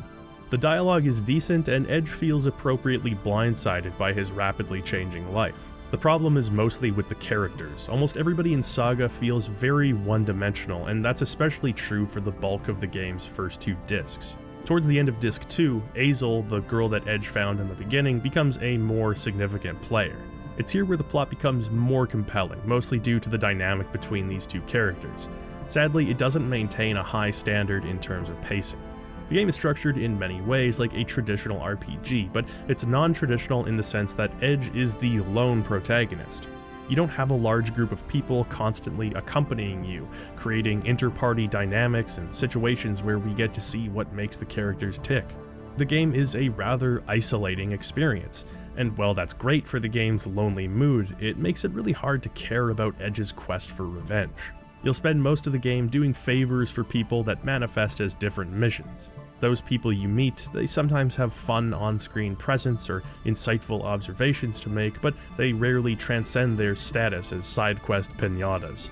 Saga takes its time, allowing you to explore each town and have numerous interactions with the townsfolk. It's just a shame that I never really felt one way or the other about most of these people. The gameplay and mysterious world of Panzer Dragoon Saga are the stars of the show. I will say that the way the game handles these interactions is interesting. Often, uncovering new interactions is a matter of exhausting dialogue with an NPC, leaving for a time, and then coming back or finding them in an entirely new area. For this reason, it's critical that you find and interact with every character you can find. Following a thread from the very beginning of the game to its conclusion will almost always yield rewards, some of which are really good. Further enticing you to explore the game's nooks and crannies, levels will also change over time. Going back to an earlier area after several hours of story have gone by will reveal subtle changes. This often results in new loot or side quest related items. Your dragon's laser will also become more powerful, which lets you destroy previously unbreakable parts of the environment. I tell you, it's strangely satisfying returning to the opening area with a full-powered laser and finally being able to destroy all of these fans. Fuck these fans. I hate wind. The only issue there is that playing thoroughly and unlocking powerful upgrades will render an already not terribly hard game very easy by the end. Thankfully, the game's brisk pace and high level of variety are a bulwark to monotony. Even the endgame dungeons, as long and labyrinthian as they can be, stop short of frustration. And by the way, I can't go on without mentioning this game's soundtrack. It's awesome. It's really awesome. It was composed by Mariko Nanba and Saori Kobayashi, the latter of whom did the excellent and underrated Shadowgate 64 soundtrack. This OST, like so many aspects of Panzer Dragoon Saga, smacks of sheer originality. Panzer Dragoon 1 and Zwei used several fully orchestrated tracks, and while that was awesome, it's perfectly understandable that such a thing wasn't possible here. The reason that pre-recorded tracks like that work in a rail shooter is that the game knows exactly where you'll be and when, so it's easy to predict the need for epic swells and changes in tempo. The music in Saga is sequenced, but it's still terrific. I've had so many of these tracks stuck in my head for weeks now. There's this one that goes, you know the one, it's like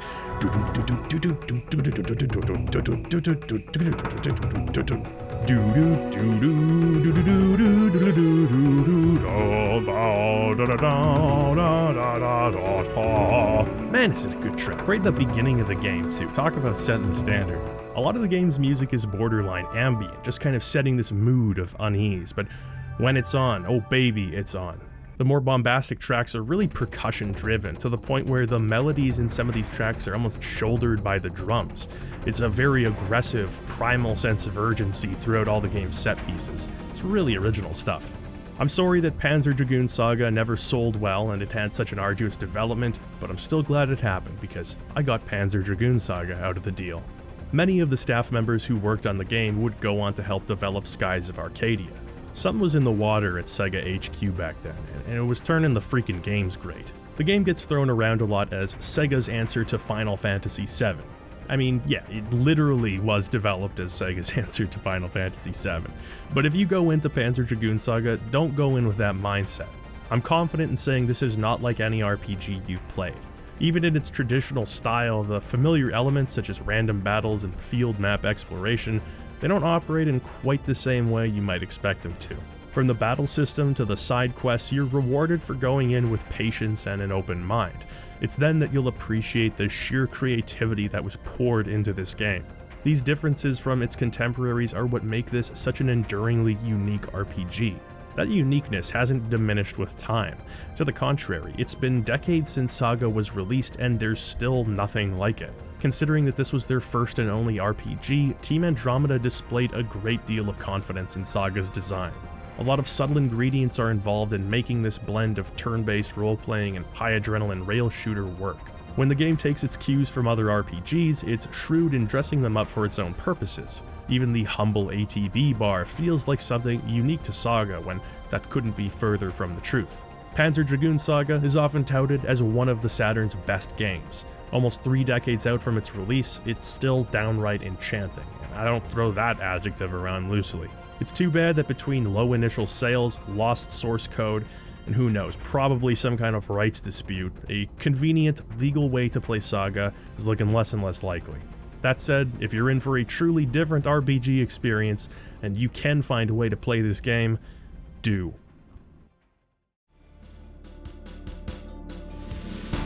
To those people who have told me, hey, you should cover a Shin Megami Tensei game, a finger on the monkey's paw curls.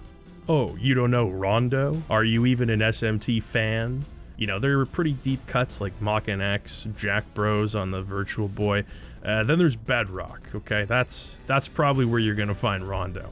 Now you might be thinking, why are you pronouncing it that way? It looks like it's spelled Ronde.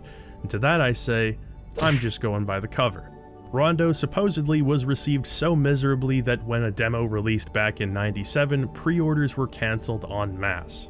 I'm not entirely sure how much truth there is to this, but I do know that Rondo was developed by Atlus's secondary team while the principal development staff were hard at work making Soul Hackers. We'll touch on that one in a bit. So I looked a little bit into the development of this game, insofar as I could given its obscurity. First of all, this guy was in charge of character design. Doesn't he look like somebody who should be, like a guy? You know what I mean? Like, doesn't he carry himself like some kind of Japanese gaming celebrity like Itagaki or Kamiya? Well, I looked at his credits. Character design for Rondo. Every person involved in this game's development looks like they rule. You can't make fun of guys who rule. The game was seemingly planned to be released alongside other various SMT media for the series' 10th anniversary. It was meant to be an easier entry in the series, a way for more casual gamers to enjoy basically the SMT experience, with a strategy twist. Did they succeed? No.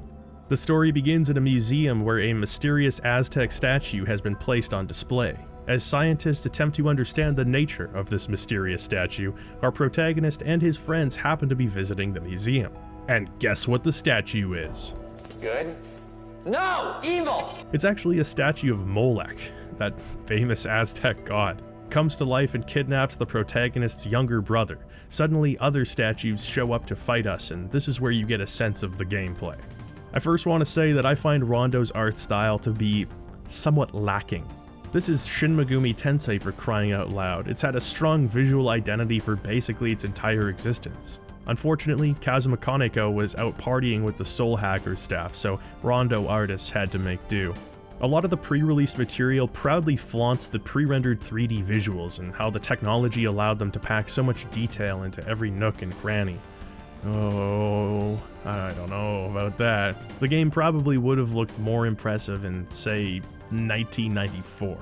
It has the essence of a 3DO or like a Jaguar game. This is just very gaudy, and it lacks the charm of any pre-rendered game that manages to stand up from that era. The battles and animations just look cheap and unfinished. There's texture-mapped polygons here, but I mean, it's not the most impressive level geometry. The cutscenes are kind of clever in blending short FMVs together with still frames, which makes them a little bit more dynamic, I guess. They're also sort of hideous, though. The sprite scaling also looks awful. 2D characters on the battlefield are basically unidentifiable even when the camera is close. Some of the music, however, does kinda slap. Gameplay-wise, it's a very standard turn-based strategy game, but much stiffer, harder to control, and less pleasing to the eyes. I was at least hoping to make it to this point, but I couldn't do it. On a console with so many quality strategy games, I just don't see much of a reason to spend any time with Rondo, unless you're a huge SMT fan and you just want to play every game, even tangentially related to the series. Me personally, I'd just boot up Persona. You are but casual scum. Why don't you play a real Shin Megami Tensei game like Ronde? No.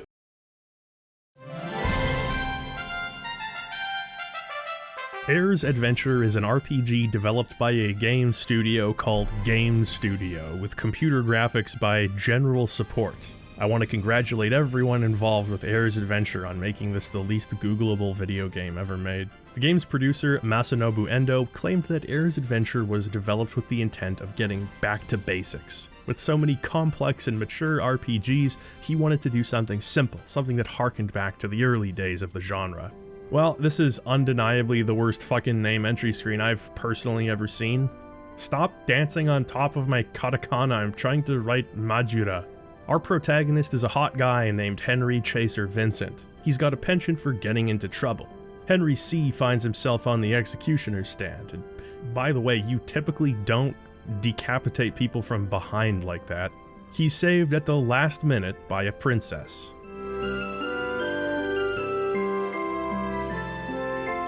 Okay. This is a very Tarkovsky style kind of lingering shot. I am feeling many emotions right now. Henry is approached by a secret society who tells him that he can only join them if he accomplishes their 3 tests. Walking through a hallway and opening a treasure chest,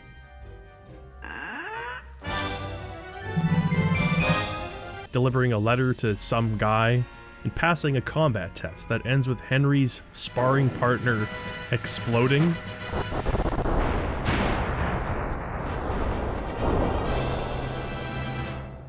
At this point, he's told to leave town, and the secret society is never mentioned again. They play no part in the story, and they just cease to exist. I would describe the graphics of Air's Adventures as Celexa Paper Mario. Like Ronde, the characters here are all digitized 3D, 2D billboards walking around real-time 3D environments. To their credit, there are buildings with rooftops and little adornments around town. The problem is, once again, that the pre-rendered characters, they just look positively ghoulish. And while I don't think the 2D character portraits are necessarily bad, they're not doing much for the ghoul allegations. I'm definitely feeling something.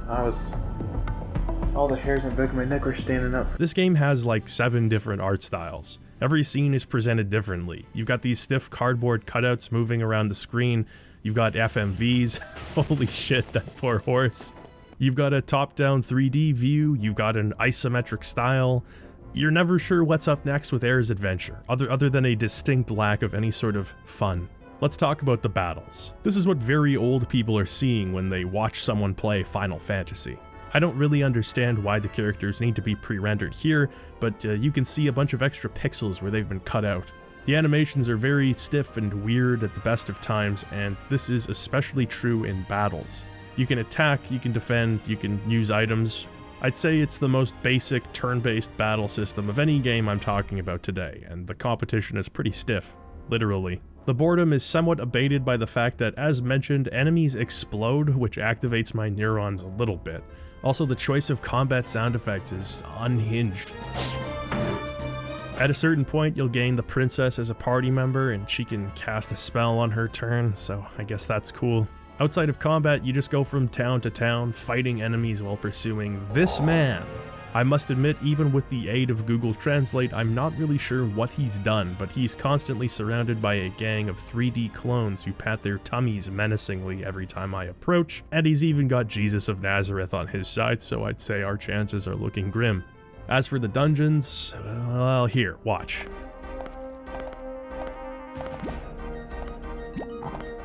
That's about the average complexity level of any dungeon floor. I can't even complain though. In all the pre-release interviews, the developers talked about how linear the game is and how simple the battle system will be. They all but said this game is going to suck, so how can I even really hold it against them? At a certain point, a fairy named Puck, no I'm not kidding, it's called Puck, joins your team and allows you to travel to Sky High World. This is sort of the gimmick of the story. There's 2 different worlds, one more based on 17th century Earth, and one that's more of a traditional fantasy world, which makes it weird that the first dungeon in this new area is hell. What else can you really say? Air's Adventure, I mean, it stinks. It's for kids, yeah, but so was Super Mario RPG, released the same year. It was also simple, it was also straightforward, it also had pre-rendered 3D graphics, but it's a good-ass game. I can put up with bad games if they're interesting, you know? There's a reason I own a physical copy of Dragon Tycoon Edge, and it's not because the game is great. Air's Adventure is just lifeless and uninteresting, and I couldn't recommend it even for laughs. You know, Hydlide has historically been given a pretty raw deal. But honestly, who could blame anyone for assuming that the game is a dud? Most people have only ever played the NES version. They don't even realize that Hydlide was originally released on Japanese home computers. The Nintendo version, which is vastly inferior to the original, sold orders of magnitude more copies than all other versions combined. So that's going to be what most people think of when Hydlide's name is invoked. In reality, there's a strong case to be made that Tokihiro Naito's Hydlide belongs in the pantheon of most influential RPGs ever made. Hydlide was arguably the first action RPG, and among the first RPGs to have a truly open world, health regeneration, and several other elements that we now take for granted. I tell you all of this to send some respect Hydlide's way. The game has become a bit of a laughingstock thanks to the NES version, which isn't exactly undeserving of its dubious reputation. Yet in Japan, it is rightly seen as a pioneering work, one that would go on to inspire many others, including Falcom's Ys series. With the series' pedigree in mind, the concept for Virtual Hydlide begins to make a lot of sense. A real-time 3D, fully open-world action role-playing game featuring procedurally generated maps that hypothetically create limitless potential new experiences every time you play. Now that's an ambitious plan. Virtual Hydlide released exclusively on the Sega Saturn in 1995 to middling reviews, and its reputation has really only soured with time. The question we must ask ourselves is this: does Virtual Hydlide deserve this reputation, or have we simply been misunderstanding it for all these years?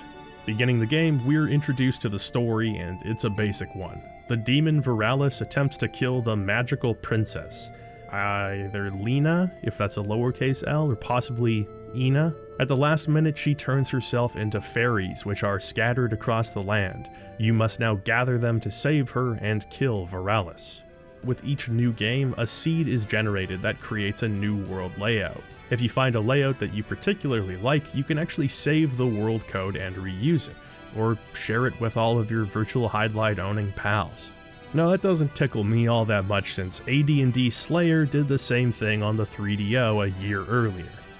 There's also probably a dozen PC games that had the same feature, but I don't really get a chance to gas up the 3DO often, so just let it have this one. Coincidentally, TNE Soft, who developed Virtual Hydlide, actually handled the Japanese release of AD&D Slayer. Small world. Small, randomly generated world. Once you load into the world, you're given free reign to go in any which direction. Yes, you're playing as a digitized man who walks like he's recently dumped ass. Get it out of your system. The gameplay of Virtual Hydlide is incredibly straightforward. The game will give you a predetermined destination. Once there, you have to fight enemies and find an item which will unlock your next destination and/or one of the fairies. The exploration in this game isn't particularly rewarding since you only really need to go where you really need to go. There aren't secret dungeons, quests, optional encounters, or anything like that. If you're playing on the easier difficulties, your entire map is already filled out and you're given compass markers showing you where to go next. There you go, Hydlide pioneered open worlds, Virtual Hydlide pioneered quest markers. You know who to thank now.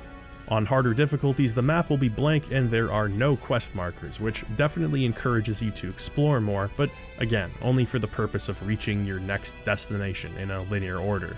I love how shitty this game looks. I know it sounds like I'm being facetious, but I'm absolutely not. If you've seen some of my other videos, you'll know that early attempts at photorealism through the use of digitized actors or FMV mixed with real-time 3D is my bread and butter. Stumbling across games that look like this, to me, is the video game equivalent of finding a Troma VHS tape at the bottom of a bargain bin in a small-town video rental store. It looked corny when it was released, and it looks cornier now, but something about all these goofy assets stitched together invites you into the creative process of making a game at the time. These somewhat confused attempts at 3D in a time when 3D hadn't been standardized resulted in a very specific period that only could have happened once. You can find indie games that resemble Super Nintendo or PlayStation 1 graphics, but the aesthetics of games like Virtual Hydlide are almost impossible to recreate. That's because on some level it needs to be sincere. If there's any irony or self-awareness baked into it, it just doesn't work. I can't explain it, but I can feel it. Virtual Hydlide's greatest problem, which you'll notice as you head towards your first destination, is its frame rate. A low frame rate in older games rarely bothers me, but this game frequently becomes very nearly unplayable. This is a pretty big open world for its time. The overworld and dungeons are populated with 2D billboarded sprites representing enemies and decor. There's also a lot of elevation changes as well as some polygonal objects populating the environment. This makes the geometry more complex than just cubes and planes. There's even some pseudo-dynamic lighting from certain objects and effects. All of this is quite commendable. 1995 was still quite early in the grand scheme of 3D graphics. The Nintendo 64 hadn't even released, and several of the games that showcased the PlayStation's 3D capabilities had released only a few months earlier. The problem with Virtual Hydlide is largely related to the Saturn's console architecture. Compared to something like the PlayStation, the Saturn was notoriously difficult to develop for. As I said in the Panzer Dragoon Saga section, the Saturn had two chips used for graphics processing. developers, such as Sega's own Team Andromeda, could make the most of these chips by cleverly delegating the graphics workload between them. In general, though, programmers found it difficult to work with these two distinct chips. Having them communicate properly took a level of finesse and experience that many third-party developers simply didn't have, especially not in 1995. Programming Virtual Hydlide was the responsibility of Kentaro Nishiwaki. One of the few 3D projects that T&E Soft had previously released was a game called Pebble Beach Golf Links, which released on the 3DO and was later ported to the Saturn. It's generally considered to be one of the greatest video games of all time, and a chief reason why Craig Stadler regularly beats Mario, John Halo, and Sonic the Hedgehog in most iconic video game character lists. Great! I can get my second shot on the green from here. Shut up, Craig. Supposedly, Virtual Hydlide untangled and repurposed Pebble Beach's game engine, which was developed by another programmer as one suitable for a procedurally generated open-world RPG. There's no primary sourcing for this fact, but it sure does wash though, I mean, come on. Between this, the Saturn's confounding architecture, and the fact that Virtual Hydlide's development began before the Saturn was even commercially available, and you've got a recipe for a game that plays like this. It runs so unbelievably badly on the overworld that when you enter a new cell and it starts just running normal badly instead of unbelievably badly, it's like the sweetest relief.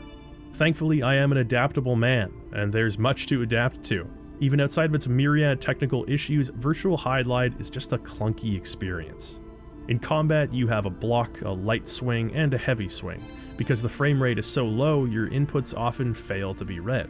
So you'll develop a habit of just pushing the button like 12 times, because at least one of those inputs should land on a frame where it'll be read. The interact button is also the same as the run button, so your character will just start booking it while you're trying to pick up an item or read a sign. Because of the perspective and the sprite-based characters, depth perception is a huge issue in combat.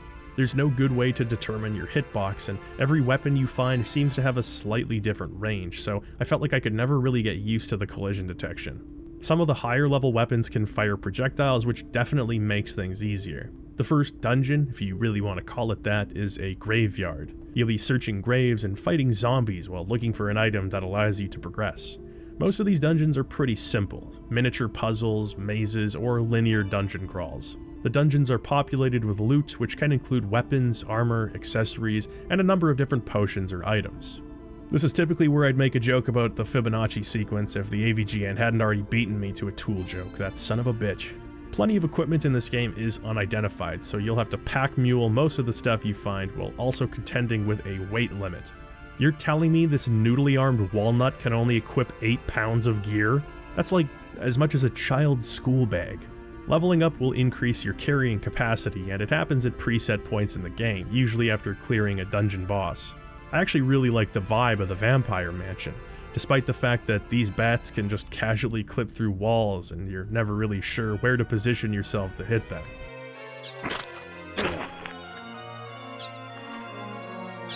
Pity. Pity, I believe, is the emotion that I am feeling. The bosses in Virtual Hydlide are pretty awful. They range from pathetically easy to obnoxiously difficult. The standard methods you're intended to beat them with feel like glitches or exploits. It seems like I'm cheating here, but no, I'm just hitting the attack button normally. Other bosses are just obnoxious as all get out, like the wizard whose opening is so small. You basically have to get lucky in order to get a hit on him before he annihilates you. Thankfully, the game does let you save anywhere, but these load times are definitely a firm slap on the wrist. Some of these dungeons are just endurance rounds. These mines go on and on and on. 90% of the treasure chests here are mimics, but you need to open chests in order to get appropriately leveled gear. Good lord, couldn't they have gotten a fake suit of armor for the actor? It's like superimposed over top of him. It's only making your noodles look worse, bro. Starting strength, I'm begging you. Many of these dungeons or bosses will require a specific piece of gear to avoid getting killed in one hit. Thankfully, this isn't a huge deal since there are items that teleport you out of dungeons quickly, but the trial and error can still set you back a bit.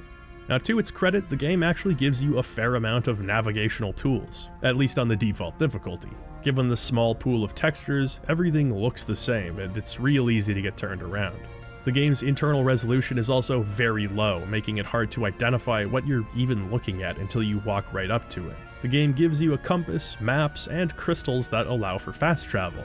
It even features 3D directional audio, alerting you to nearby enemies and occasionally even important points of interest. I tell you, in a game from 1995, I don't take any of these quality of life things for granted. Despite the fact that the game's map is procedural, the logic involved in world generation is pretty predictable. The dungeons and their surrounding environments within the world are typically preset. There will always be a certain number of bridges connecting landmasses and a store where you exchange your points for items. Yes, that's right, no gold or in-universe currency. You buy things with your score. As you play Virtual Hydlide, it becomes clear that the game is sort of an ill-conceived attempt to blend arcade sensibilities with the RPG genre.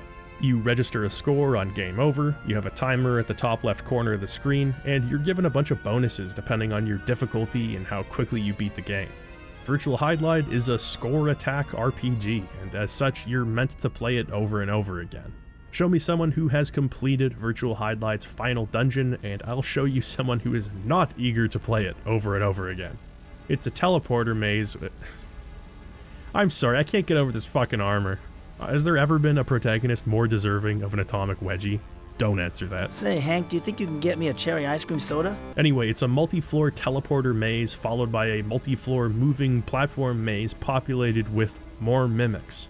Aesthetically, these areas are actually kinda cool just because of how different they are from the rest of the game, but mechanically, man, they're just exhausting. I mean, what else can I say? Just look. I can't even see my character because the camera is getting clipped on these corridors. You feel like you're taking crazy pills after a certain amount of time. You'll never guess what the boss of this dungeon is. It's an eel! It's an eel. It's a stupid eel. I'm getting snippy with Virtual Hydlide. I think playing Ronde, Air's Adventure, and this back to back to back has made me an unpleasant person to be around, and I apologize. The game ends with a semi-boss rush, forcing you to face off against a bunch of the enemies you've battled. The final boss, Viralis, is actually a pretty fun fight.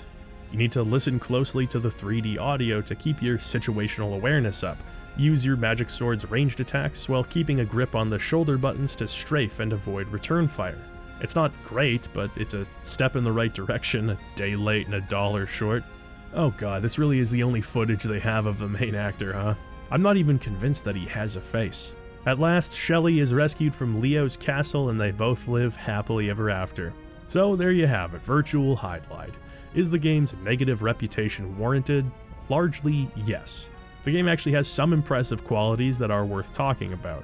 While it wasn't especially unique, the randomly generated world it's pretty functional.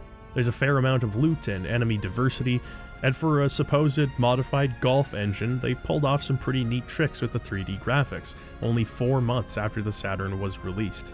I can see the ambition and I respect it, but boy, the execution just prevents many of this game's positive qualities from shining through.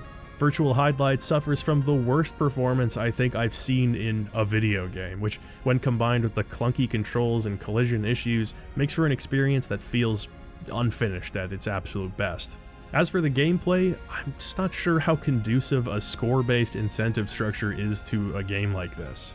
I think the game does have some weird appeal, it's even kinda charming at times. If they'd kept the basic framework of the game, the procedural generation, the RPG systems, and added some optional dungeons, NPCs, and perhaps some basic quests, I feel like the game could have become a cult classic, performance issues notwithstanding. Well, I can't exactly say that I had fun. I do have some begrudging respect for Virtual Hydlide. Its digitized cheesiness resonates with me strongly, and outside of their quirks, games like this were critical stepping stones in the conception of later successful open-world RPGs. It's an awkward product of the 3D RPG's pubescence, but it has its cheerleaders, and on some level I get it. Still stinks though. When I first started playing games for this video and I came across titles like Panzer Dragoon Saga, Shining the Holy Ark, Dragon Force, I said to myself, there's no way it can get any better than this. Oh me of little faith. This is Shining Force 3. That's right, we are returning to the Shining series. Holy Ark was a first-person dungeon crawler that puts you in direct control of a small party, battling monsters and exploring. Shining Force 3, as the name suggests, is a return to the tactical RPG style. It's once again developed by the team that was ostensibly Camelot Software Planning, though with help from Sonic. I like that they credited Sonic instead of Sonic Software Planning, as though Sonic himself never had a mainline game on the Saturn because he was busy developing Shining Force 3. This game's release can be a little bit confusing, so I'll do my best to briefly explain how it worked. Shining Force 3 is actually sort of a series in and of itself. Its story is spread across 3 different games referred to as Scenarios 1 through 3. Each game in the Shining Force 3 saga is telling a piece of the same grand overarching narrative, but from the perspective of different characters. So Shining Force 3 is 3 games that actually tell a contiguous story. What makes it a little bit confusing is the fact that only the first scenario in this series was ever released outside of Japan. Shining Force 3 Scenario 1, The Titan of Aspia, was retitled as Shining Force 3. Its ending was truncated and writing altered so that the first scenario could be considered independent of the following 2 games. The game was released in North America midway through 1998. By this point, the writing had long since been on the wall. The Saturn was not panning out, and Sega would, in short order, be pulling the plug on official support for the system. As such, 1998 was a sparse year for the Saturn in North America. Throughout the entire year, a total of 8 games were released. These included Panzer Dragoon Saga, Magic Knight Rayearth, and Shining Force 3, which were some great final hurrahs, but not nearly enough to convince Sega that 2 further localizations would be a worthwhile investment. 2/3 of the Shining Force 3 story has been locked in Japan for decades, and an English version for these scenarios would never release. Not officially anyway. Beginning shortly after the release of the original scenarios, a group called the Aspinia team worked to translate the entire Japanese script to English. For years, the script allowed English-speaking players to import and enjoy the remaining 2 scenarios, but it was still a bit of a clunky way to play the game. In 2005, a software developer calling himself Knight of Dragon collaborated with some talented Saturn hackers and cracked Shining Force's code.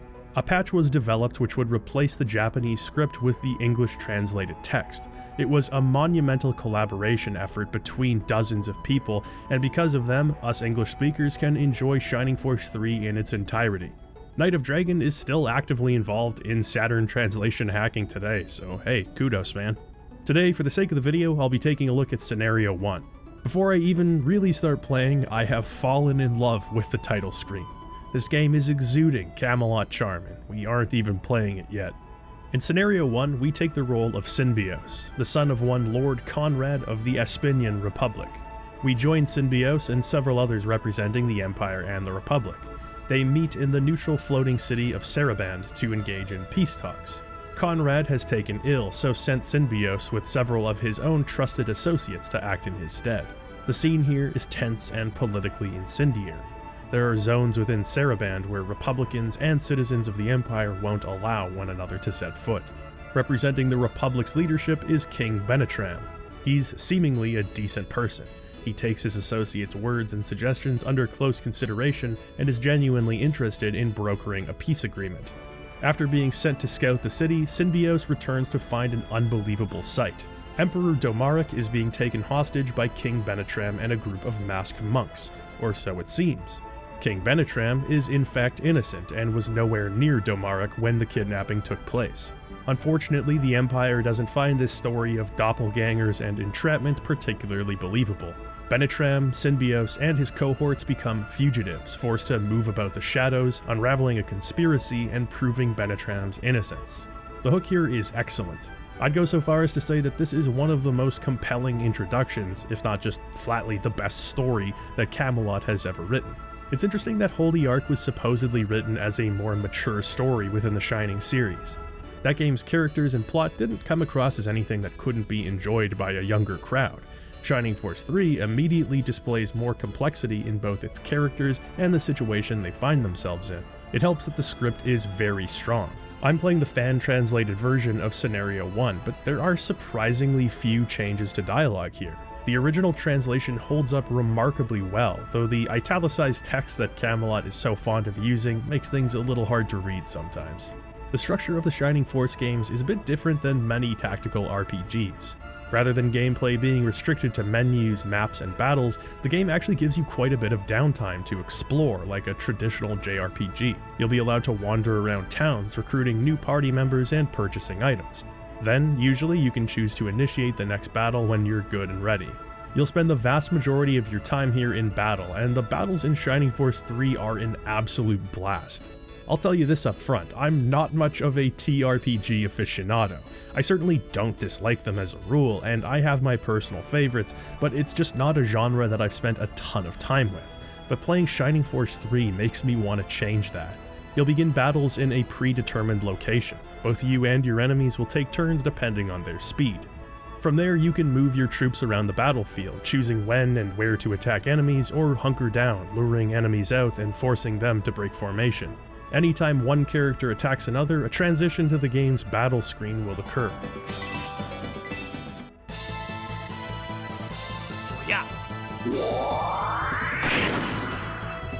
Just like Shining Force 1 and 2, you get a more up-close and personal view of the action. Unlike those games, the third game's battles are presented in glorious real-time 3D. There is an incredible sense of pacing in these battles that I rarely see in TRPGs. Going in and out of these battle screens is so brisk. You don't issue movement commands to your troops, but directly assume control of them on their turns. This makes navigating battlefields so easy. You can see exactly what certain setups will look like and make alterations on the fly. Say you want to hit an enemy with a ranged attack. If you miscalculate your own range, you don't have to back out and redo your movement. You can literally just nudge your character over one square and attack, simple as. Enemy turns are also expedient, meaning you'll never wait very long for a chance to actually be playing the game. As was the case with Holy Ark, I just have to talk about how beautiful Shining Force 3 is. Camelot clearly had a strong understanding of the Saturn's hardware by this point, and they used the console to its fullest potential. The pre-rendered character sprites, which are viewable from every angle, are just brimming with charm. The real-time 3D is simple, but that's part of the reason the game has aged so gracefully. This 2.5D style, a la Xenogears, just has a timeless beauty, which, when combined with Camelot's trademark sense of style, results in something that's just as impressive now as it was when it was released. This game has aged like a fine wine. Part of that is the expressiveness of the units. Holy Ark used static pre-rendered character portraits, but Shining Force 3 opts for hand-drawn animated portraits for every single story-relevant character. I can't imagine how much work that must have been, but it paid off amazingly well. There is so much personality expressed in these portraits. The fact that their mouths open and close as text scrolls and that they blink while waiting for you to move on to the next box. It's just little things, but they add so much. The towns and villages you visit between battles are characters in themselves. Having freedom to explore adds such a pleasant dynamic to the game. You can go around speaking to NPCs who often have something to say about the town or the political situation, or just shooting the shit. You can search their bookshelves and cabinets to learn more about who they are, and to steal their stuff, some even comment on that. There's a lot of clever smoke and mirrors used to simulate more advanced graphical effects. Reflective surfaces on certain floors, for instance. The scene's objects are rendered for a second time, flipped vertically, and placed underneath a transparent floor layer. It's so simple and, perhaps in hindsight, obvious, but it's still one of my favorite little tricks used from games of this era. The game uses animated textures as well. My favorite instance of this is during the train battles, where it appears that the train is speeding through a landscape. In reality, it's perfectly still, it's just an image of grass that's made to move. They also use these animated textures to simulate things like water rising and falling, or the indirect glow of light sources diffusing off of surfaces. Speaking of which, some scenes even have unique wall textures that become darker in corners, which also emulates the properties of light without actually simulating them. Just such charming stuff. Walking around these towns and buildings makes you feel like you're exploring a diorama behind a display case. Everything is just so tangible. There are some issues with certain elements of the visual design though. The 2D pre-rendered sprites, for instance, suffer from issues with scaling. Holy Ark's 2D assets held up well mostly due to their size on screen. They were big, bold, and colorful. These characters are tiny in comparison, and their pixel imperfect display makes them look distorted and almost incomprehensible when zooming out. It's hard to hold it against the game since this is primarily an issue on modern displays, but it still looks rough around the edges. Sometimes the 3D graphics make it slightly harder to discern which grid squares on the battlefield are considered movable terrain. That's not a big deal though, since you can pivot the camera to check and reposition easily. There's also some obvious asset reuse from Holy Ark, but this doesn't bother me at all. To the contrary, I find the resourcefulness impressive. Reusing certain visual elements gave the developers a chance to pack this game full of detail and variety. I applaud them for it. The game is divided up into 5 chapters, with each chapter comprised of anywhere from 3 to 6 battles. If you want to do well here, you'll need to build up your force. Certain characters you meet on your journey will become sympathetic to your cause and join automatically. Others need to be persuaded to join you. This is where Shining Force 3 gets really interesting. Moving through the story isn't a simple matter of beating the fights and moving on. You'll actually be making a lot of decisions over the course of the game that will affect, among other things, which characters will join your force.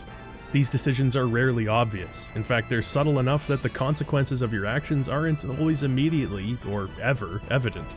Your rewards manifest as items, or more often than not, new force members. While some of these members will spell out exactly what you did to court them, others will join more organically. This makes it hard to know which team members are even optional, which I really like. It makes each playthrough feel like a unique experience. Having these interactions built so naturally into the game does make this game's choice and consequence quite a bit more sophisticated than you might expect. I use the term choice here a bit loosely. You're not always given binary decisions that result in a reward. These story branches often occur as a result of actions you do or don't take on the battlefield. For instance, one area is infested with zombies, which are actually the cursed citizens of the local town. They'll attack you, and the obvious course of action may seem like defending yourself by cutting them all down. However, you can allow a computer-controlled priest of Elbasem, this world's chief deity, to make his way around the battlefield, cleansing the souls of the creatures one by one. It takes a lot longer and puts you at greater risk, since now your objective is survival rather than conquest. Stick it out, and later on, a wizard in town will join your force. This is a great reward, since wizards are among the most powerful units you can have in-game. These types of decisions, where you're subtly encouraged to approach engagements in a certain way, occur throughout the entire game. Another such example of this involves a family of refugees attempting to find shelter in the Republic. Your mission is to slay the enemy leader before the family is hunted down and killed, but they sure don't make it easy. 2 trains are bearing down on the battlefield, each coming from a different direction. Once these trains arrive, they block your force from rescuing the refugees and trap those refugees in with a group of bloodthirsty soldiers. On either side of the battlefield, you're in control of prisoners who somehow must connect with each other. Controlling the refugee family trying to escape makes it feel even more impactful when one of them is killed by their pursuers. Those pursuers have faster movement speed than most of the family, specifically the youngest daughter, all but guaranteeing that the most vulnerable member of the family will be slain under your watch. The game encourages you to accept their cruel fate by making it extremely difficult, nigh impossible, to rescue all of them if you aren't playing optimally. Let me tell you, I am not an optimal player. Still, I refused to accept defeat and replayed this battle many times until I finally managed to save the entire family. What's your reward for going through this trial? Well, nothing. Not yet, anyway. Your reward actually comes later on, in the 3rd and final scenario, which wouldn't even be released for another 9 months. That's right, the later scenarios allow you to import your saves, and the consequences of your actions will often only become apparent much later on. Talk about deferred gratification. Truly, a good deed is its own reward, but this multi-game interaction does create some excitement. You import your save into a whole new game and have no idea how your unique decisions will affect the story. It's a very forward-thinking feature, and yet another way that Shining Force 3 sets itself apart. These scenarios and battlefields that you're placed in are miniature works of art. The game is rarely content to place you in a standard party versus party battle. There's very often some kind of interesting gimmick that helps keep you on your toes. In the more basic battles, there are often ruins being raided by thieves. If you can spare the manpower, and that's sometimes a big if, you may want to venture into these ruins. You're tasked with slaying the thieves and taking the treasure for yourself. These are tough optional challenges, but usually result in some really incredible gear. For the most part, the layout of the battle maps and the events that occur within them are really memorable. From cluttered warehouses at a train station to haunted mansions to traversing lava-filled caverns while being pursued by a relentless baby dragon. One of my personal favorites is the battle at the suspension bridge. An important character has seemingly fallen to their death. This pits the player up against a gargantuan force of Imperial soldiers with reinforcements arriving constantly. This gorgeous waterfall scene contrasts with what appears to be a hopeless battle. A pensive song plays in the background, reminding you of how unlikely it is that your comrades survived at all. a standout track from another excellent Sakuraba OST. It's a mood if ever there was one.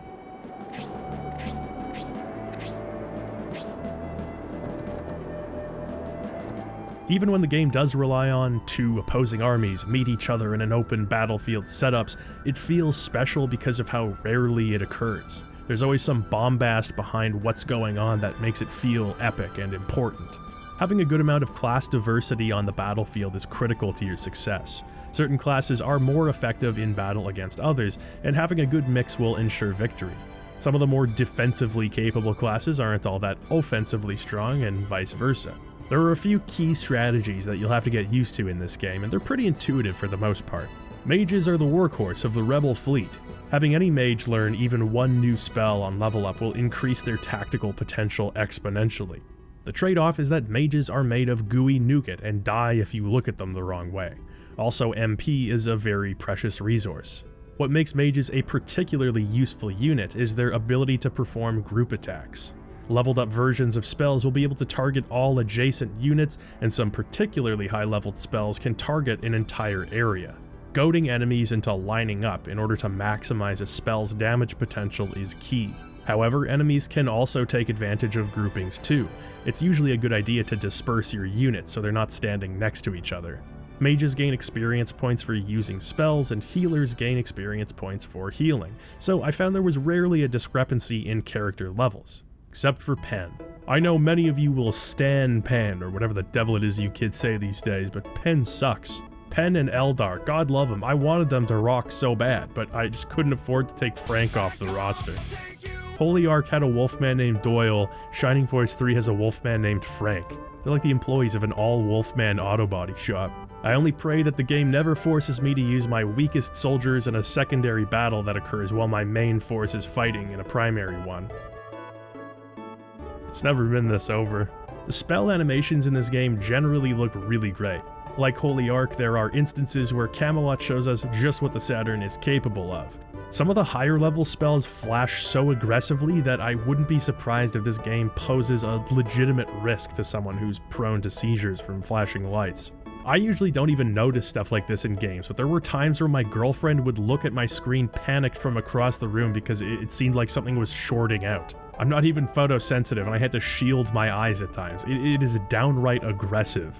Aside from mages, many of your units will prove their usefulness over time. Characters will become more proficient with their equipped weapon type, gradually unlocking the ability to perform certain special attacks. Some weapon types are less damaging but allow units to attack from several spaces away, such as soldiers who have to choose between a high damage mace and a ranged throwing axe.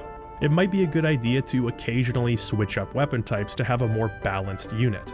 Except with Hayward, as far as I'm concerned, there's never any reason to give him anything other than the bow with the exploding arrows. What else could you possibly need out of a unit? Part of what makes Shining Force so special is that your units are actually characters. Big or small, each one of them is an active participant in the story at some point. They all have names, they're all given unique character designs, and unfortunately, they all have voices too. Now bear my Arctic blast.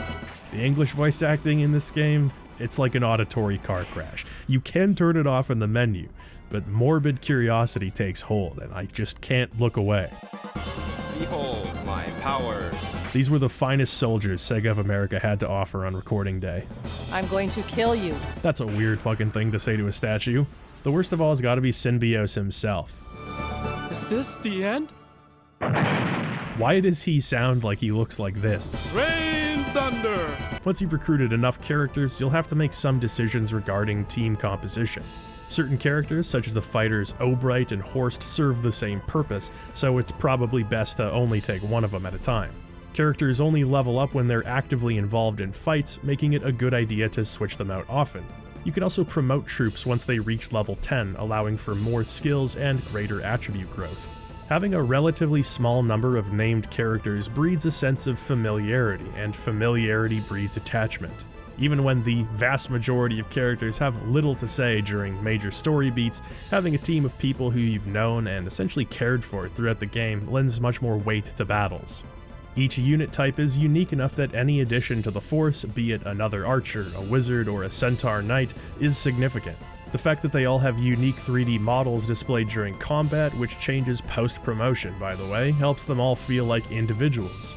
Such is the case with Holy Ark and Golden Sun, the presentation of gameplay is intrinsically part of its fun. Having such a colorful cast of characters just injects the game with that "Say the line, Bart!" signature Camelot charm. It is an impossibly charming game, and a surprisingly compelling one given Camelot's penchant for spinning rather simple yarns. The story of Shining Force 3 grabbed me far more than I thought it would. The game wastes no time in creating dramatic hooks to keep you invested. Many TRPGs feature higher-level political plots involving different nations, rulers, and so many proper nouns that much of what you're fighting for feels less tangible and more abstract. The foundation of Shining Force 3's story is one that's steeped in political intrigue, but it's the inter-character dynamics and constant twists and turns that kept me invested. I love an epic tale, and this game's story is epic in scope, otherwise 3 separate games wouldn't be necessary, but the pace here never languishes. Despite the scale of the conflict, there are always immediate problems to solve. These are less significant in the grand scheme of things, but they feel pressing on a mission-to-mission basis. I've given some examples of this, such as the refugee family attempting to flee execution. Having innocent lives on the line already makes this mission tense, but the circumstances are what make it gripping.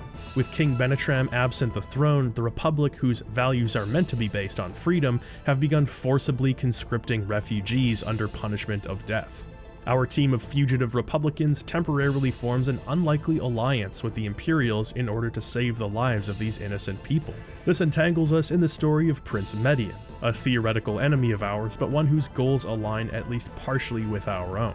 Synbios' story periodically intertwines with Median's, making for an enjoyable rivalry and setting Median up as the protagonist in Scenario 2. The story is filled with unlikely alliances like this, as well as many shocking betrayals. You'll bear witness to these moments between others and be the recipient of them, often in the middle of a battle.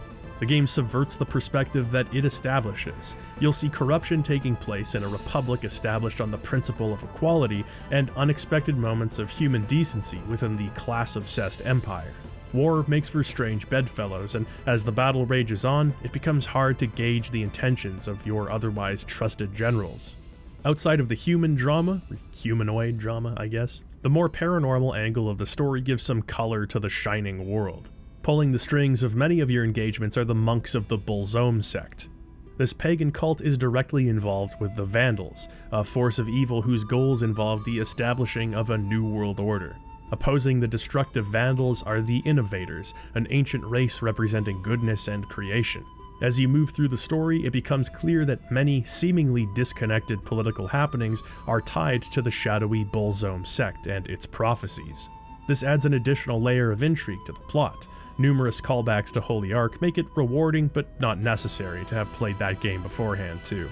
The plot is very entertaining. It doesn't reinvent the wheel, but it's a great piece of escapism and something I quickly became invested in.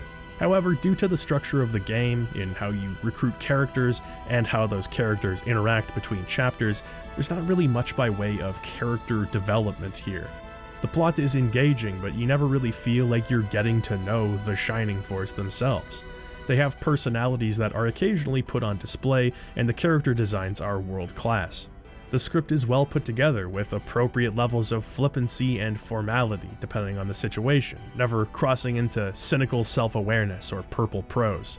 Yet it's hard to care about many of the people you'll recruit outside of 2 or 3 characters at the very core of the story. Synbios is a silent protagonist, but the game still manages to have some impactful moments centered around him, which is impressive. He also goes on to speak in the later scenarios when he isn't controlled by the player. This is an interesting quality of Camelot's storytelling you'll be familiar with if you've played the Golden Sun games. The protagonist acts as your avatar in the truest sense while you control them, and when that control is relinquished, they're presented as a free agent. Synbios' childhood friends, such as Gigabro Dontares, clumsy goofball but human equivalent to a nuclear bomb on the battlefield Mascarin, and Amazing Grace, how sweet the sound that literally saves every wretch on the battlefield every single time. Thanks, Grace. They all have some limited interactions, and it's enjoyable every time. It makes you wish for more of those. I love the Force headquarters, and it's satisfying to see it become busier as you recruit more and more party members. They'll have occasional lines of dialogue to offer you there. With the ample downtime you're given between missions, it would have been nice to get a greater sense of who many of these people are. Of course, there's a simple reason for most of this. So many members of the Force are optional, with some even potentially dying. Accounting for inter-character dynamics between characters that may not even be in your party would have been a hell of a task. Nonetheless, it would be great to have a better sense of the core cast's personalities and relationships. Like Holy Ark, Shining Force 3 just feels good to play. Being a turn-based game, tight control is not of the utmost importance, but navigating, especially with the 3D pad, is really enjoyable. I found the difficulty to be finely tuned. The game is quite simple in the beginning, but the final chapters will be a pretty good test of your strategy. I think some TRPG players might find this game a bit easy, but the fact that most missions have some kind of optional side objective adds a sort of self-imposed difficulty selection. One Achilles heel of the battles is how weak and unpredictable the enemy AI can be.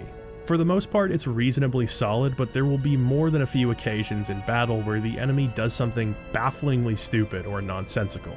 This isn't the rule by any means, but it can make fights feel a bit random. Camelot seems committed in carrying over aspects of their design from game to game. Once they find a system or balance that works, they absolutely stick to it. For example, the way that experience points are calculated, or how the in-game economy operates. It feels very familiar to previous Shining games. Once you understand how a particular mechanic works in one game, you can pretty much bet that it'll be the same in another. This does lead to some annoyance. Item management, for example, is a big pain in the ass here. Items can be purchased or found on the battlefield, and to balance the game, each character can only carry 4 items, minus what they currently have equipped. Those 4 slots invariably fill up very quickly. If you pick up an item on the battlefield while your slots are full, you have to either sacrifice an item from your inventory or throw the new item away. There's no way to send items to storage or just use the item instantly. Even purchasing new equipment requires you to have an empty slot. Every time you enter an item shop or equipment store, you have to fumble through your many inventories, shifting items around and making room for everybody. Also, members that you don't have in your current roster can't be equipped, so as your party grows, you'll have to start bringing multiple groups on field trips to blacksmiths and item stores. It's a relatively minor thing, but when you have to play team manager after nearly every single battle, it can get fatiguing. The usual Camelot quality of life elements do make management less painful than it could have been. You're prompted to automatically equip party members with new wearable items. If you buy equipment at the store, the shopkeeper will ask if you want to sell your old gear on the spot. Your headquarters gives you a storage location for items and gear as well, and can be accessed between battles. For a game where you have to do inventory management for dozens of different characters, it could be worse as far as wasting the player's time goes, but it's something you'll have to adjust to. Camelot have historically been safe developers, and that's not a bad thing. There's a sense of comfort and familiarity in the sights and sounds of their games, and even their interfaces. It's easy to pop in one of their games and just enjoy spending time with it. For a TRPG, the pacing here is excellent. The game coils around you and doesn't let you go. Camelot found a way to take battle after battle after battle and consistently drip-feed you new ideas and place clever spins on old ones. It really doesn't feel like there's any padding here. It all culminates in a stellar finale that's satisfying on its own, but also acts as a springboard to the next part. Maybe I shouldn't have been surprised, but I still was. Shining Force 3 is an awesome game, not just by virtue of the console that it's trapped on, but because it's a fabulous game. Some minor issues I had with the game pale in comparison to how much there is going on here, and how the game sticks the landing of that ambition. The number of variables and the degree to which they affect a player's experience is impressive. I've come to expect this from CRPGs of the time, but not console RPGs, and Shining Force 3 handles these variables with maturity and grace. You're not given many binary options, but tasks deftly woven into the gameplay itself that can result in failure without your awareness. That's a lot of responsibility placed on the player's shoulders. It's also something I deeply appreciate, and something that signifies Camelot's growth as a developer across the 1990s. More important than that, though, more important than the wonderful sense of style, the captivating story, and Sakuraba's unsurprisingly excellent music, is the fact that Shining Force 3 is fun. It's a really fun game. It's colorful, packed with variety in its mission structure, and maintains strategic, thoughtful gameplay without sacrificing an energetic pace. Frankly, it's hard to imagine tactical RPGs getting much better than Shining Force 3. In the crown of Camelot, this is its shining jewel.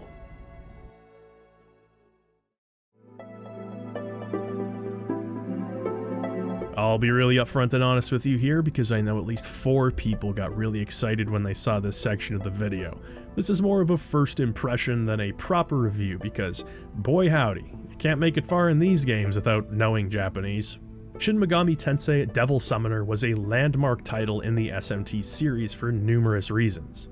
For one, it was the first game in the series to feature real-time 3D graphics. The game was also a massive success, both in terms of its sales and its critical reception. It was also given a TV adaptation in Japan, which itself has the honor of being the first show to be shot entirely in Dutch angles. The show also isn't very good, but it is entertaining. Anyway, the game was popular and well received, but for one reason or another, it just never received any kind of English release. Be it remake, localization, or fan translation, this one remains trapped in Japan.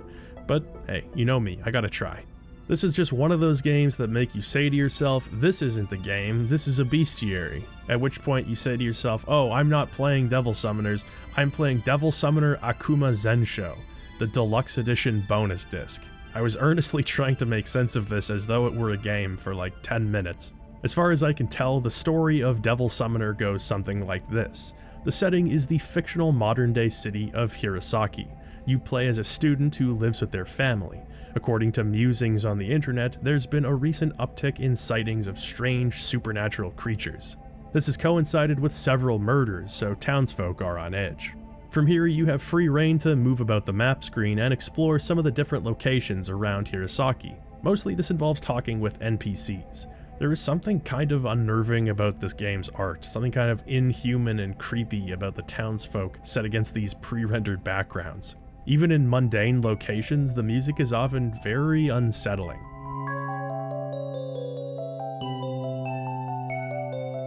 The game achieves a strong horror vibe even in public places in broad daylight. Something as familiar as the library gives me the creeps with its concrete walls lit with fluorescent bulbs like it's an old prison. I'd somewhat liken it to the PS1 Clock Tower game in terms of how it puts you on edge in non-hostile environments. Eventually, while moving about town, you'll come face to face with a group of demons. Things seem grim for our protagonist, but in the nick of time, we're saved by Kyoji Kuzunoha, a private detective who possesses the power of summoning. Using his abilities, he slays the demons occupying this building and warns our protagonist to be careful. That afternoon, Kyoji is killed by demons. That evening, our character is killed by this man. All seems lost as our character's soul is sent to the afterlife. It's here where we meet the boatman of the River Styx, who decides that we have unfinished business. The protagonist's soul is reincarnated in Kuzunoha's body. He's then brought to the detective agency by his assistant, Rei Reiho. New plan, find a way back into your own body. And if there's time, give Kuzunoha his too. I'll tell you one thing, I don't want to give up his swag. Kyoji's character design rules. Most of the designs in the series are great, but he's special. SMT's artist, Kazuma Kaneko, was inspired by, and I'm not lying, Ace Ventura Pet Detective and Ford Fairlane The Rock and Roll Detective. Long after his death, Andrew Dice Clay's spirit will live on in the Shin Megami Tensei series. Hey, the boys in the garage brought my baby back. From here, you establish a base at the detective agency. You can save your game or visit the wide world of web. The agency is located in this complex with all kinds of people from fortune tellers to black market gun salesmen, so everything you need is right at home. I have to say, I really dig the music in this game. Devil Summoner features 2 composers, Tsukasa Masuko, who didn't stick around Atlas for too long after this, and Toshiko Tasaki, who would go on to compose for several SMT games, including Nocturne. A lot of the strange, funkish city feel that I associate with SMT games can definitely be felt here, with tunes often bouncing between toe-tapping and strangely uncomfortable.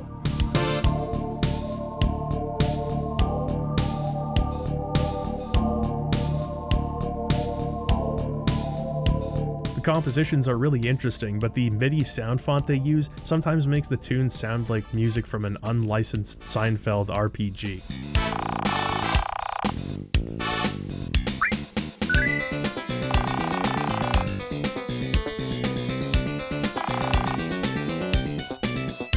That's a compliment, by the way. One of the major problems with not speaking Japanese here is negotiating. If you've never played an SMT game, you may not know that a major part of this series involves recruiting demons to your team. Sometimes they'll submit after you beat them senseless, but for the most part, you have to negotiate. In these negotiations, you're supposed to get a handle on a given demon's personality and respond to their queries in a way that endears you to them. Except it rarely works that way. That's very nice. That will go to my son Baron. I don't frankly have time for ridiculous bullshit. In fact, I don't even know why I'm trying to blame the language barrier. I'm bad at negotiating in English too. They ask you for free shit, you give it to them. They call you spineless. You stand up for yourself, they call you a bully. It's such a pain in the ass. It's also made worse here because I can't really understand the intonation of what's being said. By sheer force of will, I eventually recruited a couple of low-level demons. I just can't play this game while staring through my phone camera and relying on luck. Seems really cool though, and I'd like to be able to check it out again someday. The next step after giving up on a game that I can't really understand is to play the sequel that I also can't really understand. While the A-Team busted ass getting Ronde out to a crowd of unwashed peasants who were too stupid to appreciate its genius, the remaining developers at Atlus were preparing Devil Summoner Soul Hackers. This game is well loved by series fans, and many people consider it to be the peak of the quote-unquote classic SMT formula. Soul Hackers was actually given an enhanced port to the 3DS back in 2012. While there is an English fan translation actively being worked on for the Saturn version, the 3DS release is currently the only way to play the game in English. This isn't a 3DS video though, so I guess I'll jump right into Soul Hackers Akuma Zenoshi Daini Shu. Okay, enough with the bonus disc bullshit already. The setting of Soul Hackers is quite similar to its predecessor on paper, but the tone is very different. The original game did make use of the internet as a resource for information gathering, but Soul Hackers leans into the net big time. Algon Soft is a massive tech corporation that seemingly runs Amami City, where the game takes place. That's A-M-A-M-I, by the way, not like Kawakami City. Algon Soft has recently developed a fully functional virtual city called Paradigm X. While it's currently localized to Amami, the plan is to expand to all of Japan, and perhaps even beyond. You play as a member of the hacker group Spookies. One day, while hacking into Paradigm X, a member of Spookies is possessed by a demon, so it's up to the rest of the crew to save her and discover the reasons behind this ghostly invasion. The thematic focus on mid-90s internet mania and corporate government collusion gives Soul Hackers a cyberpunk vibe. The inclusion of the usual SMT supernatural elements blended with the high-tech setting makes the game stand out quite a bit, not only within its own series but just among RPGs. Despite the totally out-there nature of the tone, it's pretty amazing how early Atlus established what Shin Megami Tensei was going to be. The series' DNA has remained remarkably intact up until the current day. They really tapped into something unique here. The game looks better, sounds better, and plays better than its predecessor, which isn't a surprise given the 2 extra years of Atlus mastering the Saturn hardware. Unfortunately, outside of walking around Paradigm X for a little bit and exploring some dungeon areas, I became quite lost. I just wanted to have a taste of these Saturn SMT games and give you a bit of a look at them as well.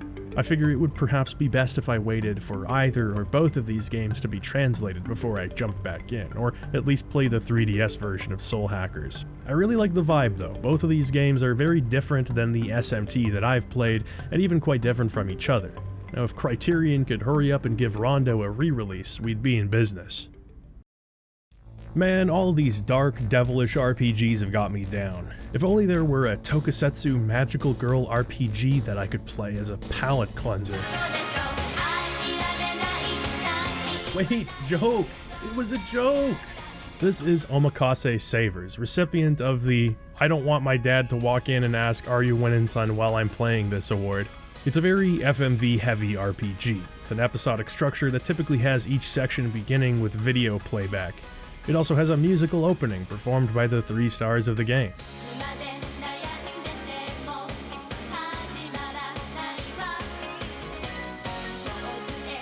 These stars were the members of a Japanese pop group called Feel, which was a subdivision of Minami Aoyama Shujo Kagekidan, a theater troupe which featured a revolving door of young artists all trying to become idols. So given the music, it becomes clear to me that Omakase Savers is a multimedia project. I love the people in the background like, what the hell are these kooky broads doing? Omakase Savers was developed by Japan Media Programming Incorporated, a company best known for producing bikini sliding puzzle games and bringing to life that FPS UI meme from 100 years ago. Omakase Savers was a cutesy RPG directed towards non-gamers. Moreover, it was a vehicle through which their producers would attempt to turn the members of Feel into stars. Ida Hidemi, Hirohashi Kai, and Chiba Saiko play Hinako, Kana, and Wakaba, a trio of high school friends who become linked to the paranormal. There seemed to be an earnest marketing push for this game. The girls performed Otoko Nara, the game's intro theme, on Japanese television. They also participated in interviews and made live appearances in promotion of the game. Otoko Nara, the intro tune, is from Feel's EP of the same name, which features 4 other tracks. I tried hunting down a copy out of sick curiosity, but it was fruitless. I think I'm a member of an elite few non-Japanese people to ever give a shit about this album. In fact, that may extend to Japan as well, because the group failed to chart, and shortly after the release of Omakase Savers, they disbanded. As for the game itself, it begins with the girls stumbling across an ancient artifact. This turns them into magical girls who can now see and defeat yokai wandering around their small town. The game is presented in 2D from a top-down perspective, and I have to say, the sprite work here is actually quite nice. The town is colorful with plenty of different storefronts, houses, and small details populating the environment. The Chibis-style character sprites are also quite charming. You play as a ghostly apparition who actually leads the girls around town. This gives you an opportunity to participate in conversations, and you can sometimes choose which of the 3 girls you'll be joining for the day. This is a very low-stakes game. The story is incredibly goofy. Some ghosts will be causing trouble, and you have to investigate. In Omakase Savers, investigation is tantamount to exploring town and speaking with people until you have enough information to advance. The game is courteous enough to give you a quest compass, so it's not frustrating, but it is kinda boring. The number of explorable buildings that aren't relevant to your task is actually kind of impressive, but there's so much walking around and talking. Just walking around and talking. The first several hours of the game involve you trying to hunt down a ghost that's been stealing cakes. There is so much goddamn cake talk in this game. I am so sick of hearing about cake. I got all the cake I needed in Cyberdoll, nothing for me, thanks. Occasionally the monotony is broken up by these FMV sequences, which are sort of entertaining, mostly due to the silly, low-budget nature of the videos.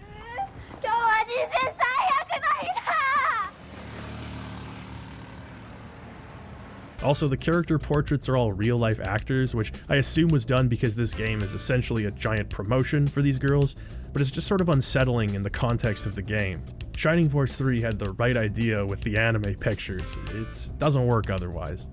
I had all but given up hope that I was ever going to see any kind of RPG mechanic, when finally I reached the game's first battle sequence. You wander around waiting for your energy bar to recharge, at which point you can unleash one of 3 FMV attacks.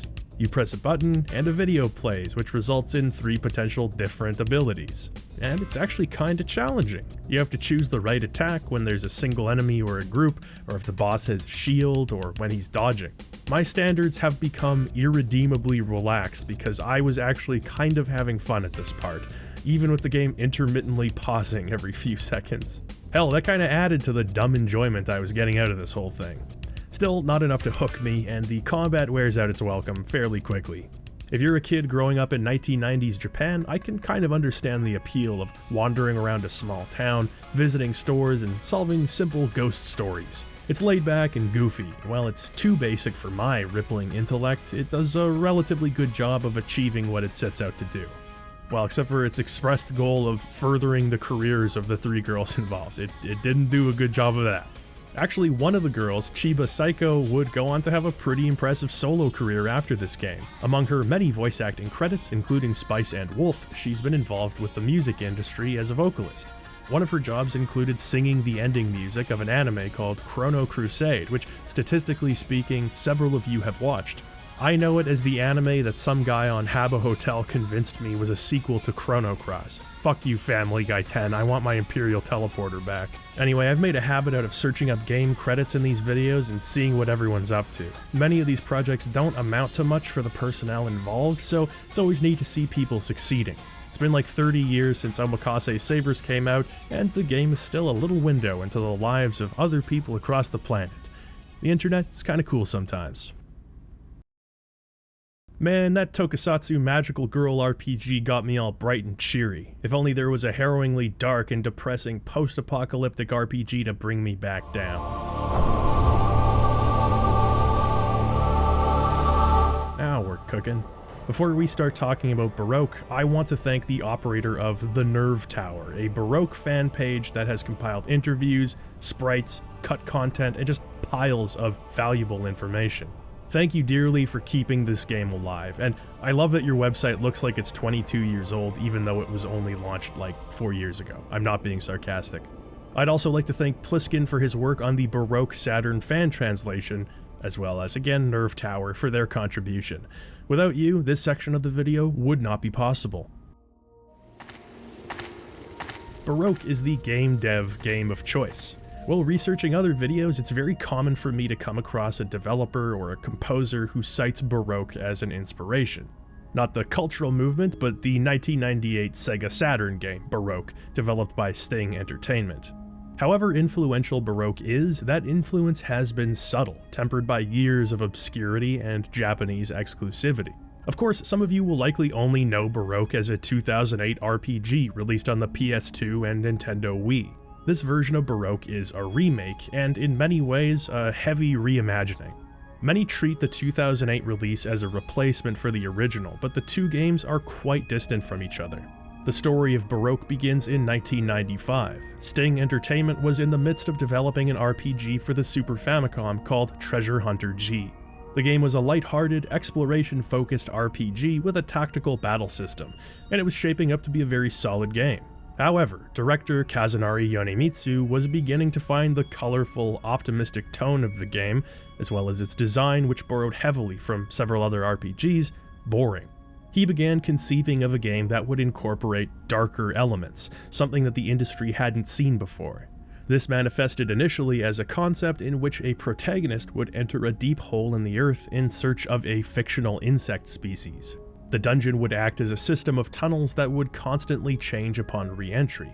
Slowly, the team would build off this idea, and development of the game would shift from the PC-98 to the Sega Saturn. Ultimately, we were left with Baroque, a game that is quite unlike anything that I've ever played. The game begins with you, the nameless amnesiac protagonist, waking up from a long slumber.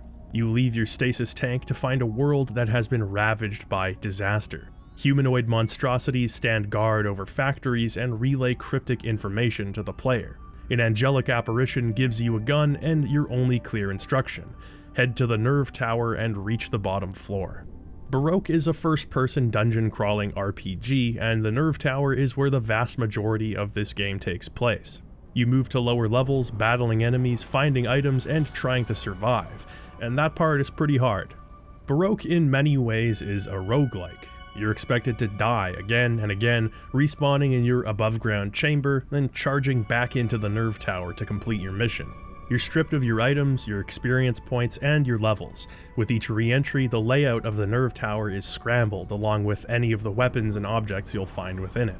When you first enter the Nerve Tower, you'll be unarmed, forced to move up close to enemies and punch them in the face.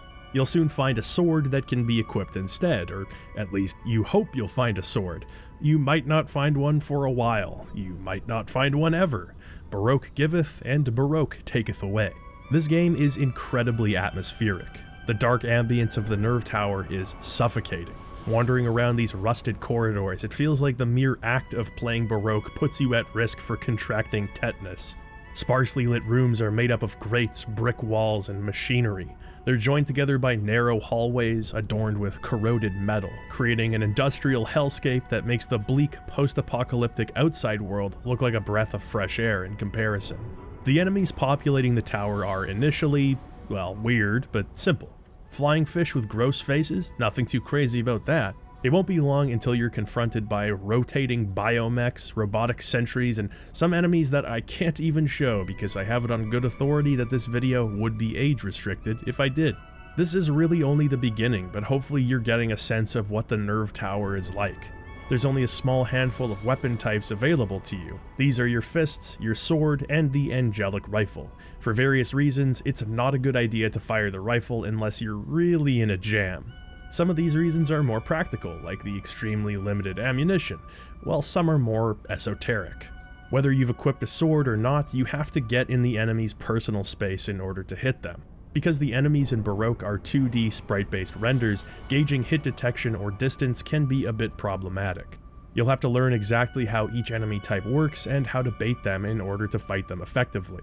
Certain enemies can spawn new foes when left alone. Some might steal your items and book it to another room. Some might actually fucking fart in your face and blind you. Good lord, somebody open a window. It might seem relatively simple and straightforward, but many of Baroque's apparently simple mechanics are surprisingly complex once you learn how the game works. That starts with items. It's not like you pick up potions or projectiles or stat boosting items. Well, it's like that, actually, but also no, it's not. For all intents and purposes, there are 12 item types in Baroque. It's not initially clear what their purpose even is, but as you experiment with items, you'll begin to learn how and when to use them. Swords can be used in combat. Imitation angel wings can boost your stats when equipped. Coats can be worn for extra armor. Boxes can be opened for a variety of fun effects. We're having fun right now. Ampules will heal you or cure certain ailments. Hearts and flesh can be eaten for healing. Brands add permanent abilities, but once you use one, they can't be used again. Torturers cause negative effect to all enemies in the current room. Parasites can attach themselves to you and grant you bonuses. Bones can be chewed on for various effects. Patterns can be dropped on the ground to create proximity-based attacks like mines. Alright, so that's pretty straightforward. However, for the sake of explanation and dramatic effect, I have been withholding some information. Every single one of these items can be imbued with a laundry list of effects, and every single one of them has multiple auxiliary uses. There's so much to the system that it's hard to know where and how to even approach it. Swords are one of the simplest items, so let's start there. Swords can have all kinds of effects on contact, bonus critical chance, extra lightning damage, etc. Some rare types can give you huge advantages, like letting you attack twice as quickly, for example. All swords can also be thrown at enemies. This is great for situations where you're being ganged up on, or when you're low on health and need to safely dispatch an enemy. Throwing the sword will do far more damage than swinging it, but a sword will also be permanently destroyed on impact. You can use one of your parasites to infest a sword, which gives the sword a bonus effect depending on the parasite. You can infest yourself with a parasite to give yourself the bonus effect, or even throw a parasite at the enemy to give them the effect. Want to give an enemy invincibility? I'm not going to tell you how to live your life. Some parasites have negative effects, so it's actually smart to hang on to them to throw them at an enemy. You can also infest parasites with other parasites to create compound parasites that have double the auxiliary effects of infestation. Boxes can be opened for all kinds of effects. Some boxes might recover your HP, some boxes contain the most recently picked up item. Some boxes might have another box inside of them which might have another box inside of it. All boxes have a chance to explode unless you infest that box with a diffusal worm. Torturers have a lot of potential too. There are simple torturers, stuff like damaging all nearby enemies in an explosion or with thunder. Then there's torturers that give all nearby enemies a tummy ache or make them horny. Convergence torturers bring every single enemy on the level into the same room as you. Now why the hell would you want that? Well, if you have a heart torturer, you can use the convergence torturer to corral every enemy, then use the heart torturer to turn them all into hearts and eat them. Waste not, want not. On the topic of flesh and hearts, your two primary resources are your hit points and your vitality. Hit points are your life force, and if it reaches 0, you die. They regenerate automatically over time as long as you have more than 0 vitality points. Vitality is constantly draining. It's a shadow being cast over you at all times. Tick, tock, tick, tock. Once your vitality reaches 0, your HP will start draining instead of regenerating. Therefore, in order to keep yourself in the dungeon, you'll need to eat flesh to recover HP and hearts to recover vitality. These can be found randomly in dungeons, dropped by enemies, inside of boxes, anywhere. If you eat flesh while your health is full, your HP will permanently increase. The same goes for hearts with your vitality. It's a lot harder to get your vitality maxed though, since it's always ticking away, and these upgrades don't carry over if you die, by the way. This creates a strong balance of risk and reward. You hoard hearts and flesh, reticent to use them. If I eat it now, I won't get the permanent increase. If I just push a little bit more, I might find a health regeneration ampule or something like that. Well, yeah, but you also might not, and then won't you look like a moron, dying with a stack of perfectly good healing items in your inventory? Courage is knowing it might not go your way and doing it anyway. Stupidity is the same, and that's why Baroque is hard. Flesh and hearts come in a number of different qualities, some giving better bonuses than others. Some flesh will be charred, which increases your HP to max, but cuts your vitality in half. Some hearts will be rotten, refilling your vitality, but giving your character a stomachache, which lowers their attack and defense until a cure is found. And sometimes, a cure isn't found. The interactions between items and how they can be used strategically goes on and on and on. I hope you're getting a sense of how resource-intensive every decision you make in Baroque actually is. The big old medium-sized problem with items is that the majority of them are unidentified. You don't know what something can do until you use it. That parasite you have might give you a massive vitality boost, or it might just poison you. That torturer you have might turn all of the enemies in the room into flesh, or it might heal them all. No matter what their effect is, bones will restore 10 vitality. Sometimes you might need to throw caution to the wind and just start chewing on bones, hoping they don't have awful effects. Become Goron-pilled and eat rocks if you're lucky enough to find them. The only way to identify items is to find identifying items, and sometimes identifying items are unidentified. If you get very lucky, you'll mark yourself with a brand that permanently identifies every new item you find. You'll occasionally find these robot blenders. You can throw 2 items at them, which will cause them to synthesize a new one. Whether it's better or worse seems to be mostly a matter of luck, but desperate times can call for desperate measures. Succeeding in Baroque in large part is a matter of good fortune. There were times where I didn't find a sword for hours. By the time I found one, I was underleveled because I'd been running past all of the enemies. However, more important than luck is your own tenacity and resourcefulness. There's almost always a way out of a sticky situation, you just need to look for it. Every item in the game is capable of performing multiple different functions, useful at different times.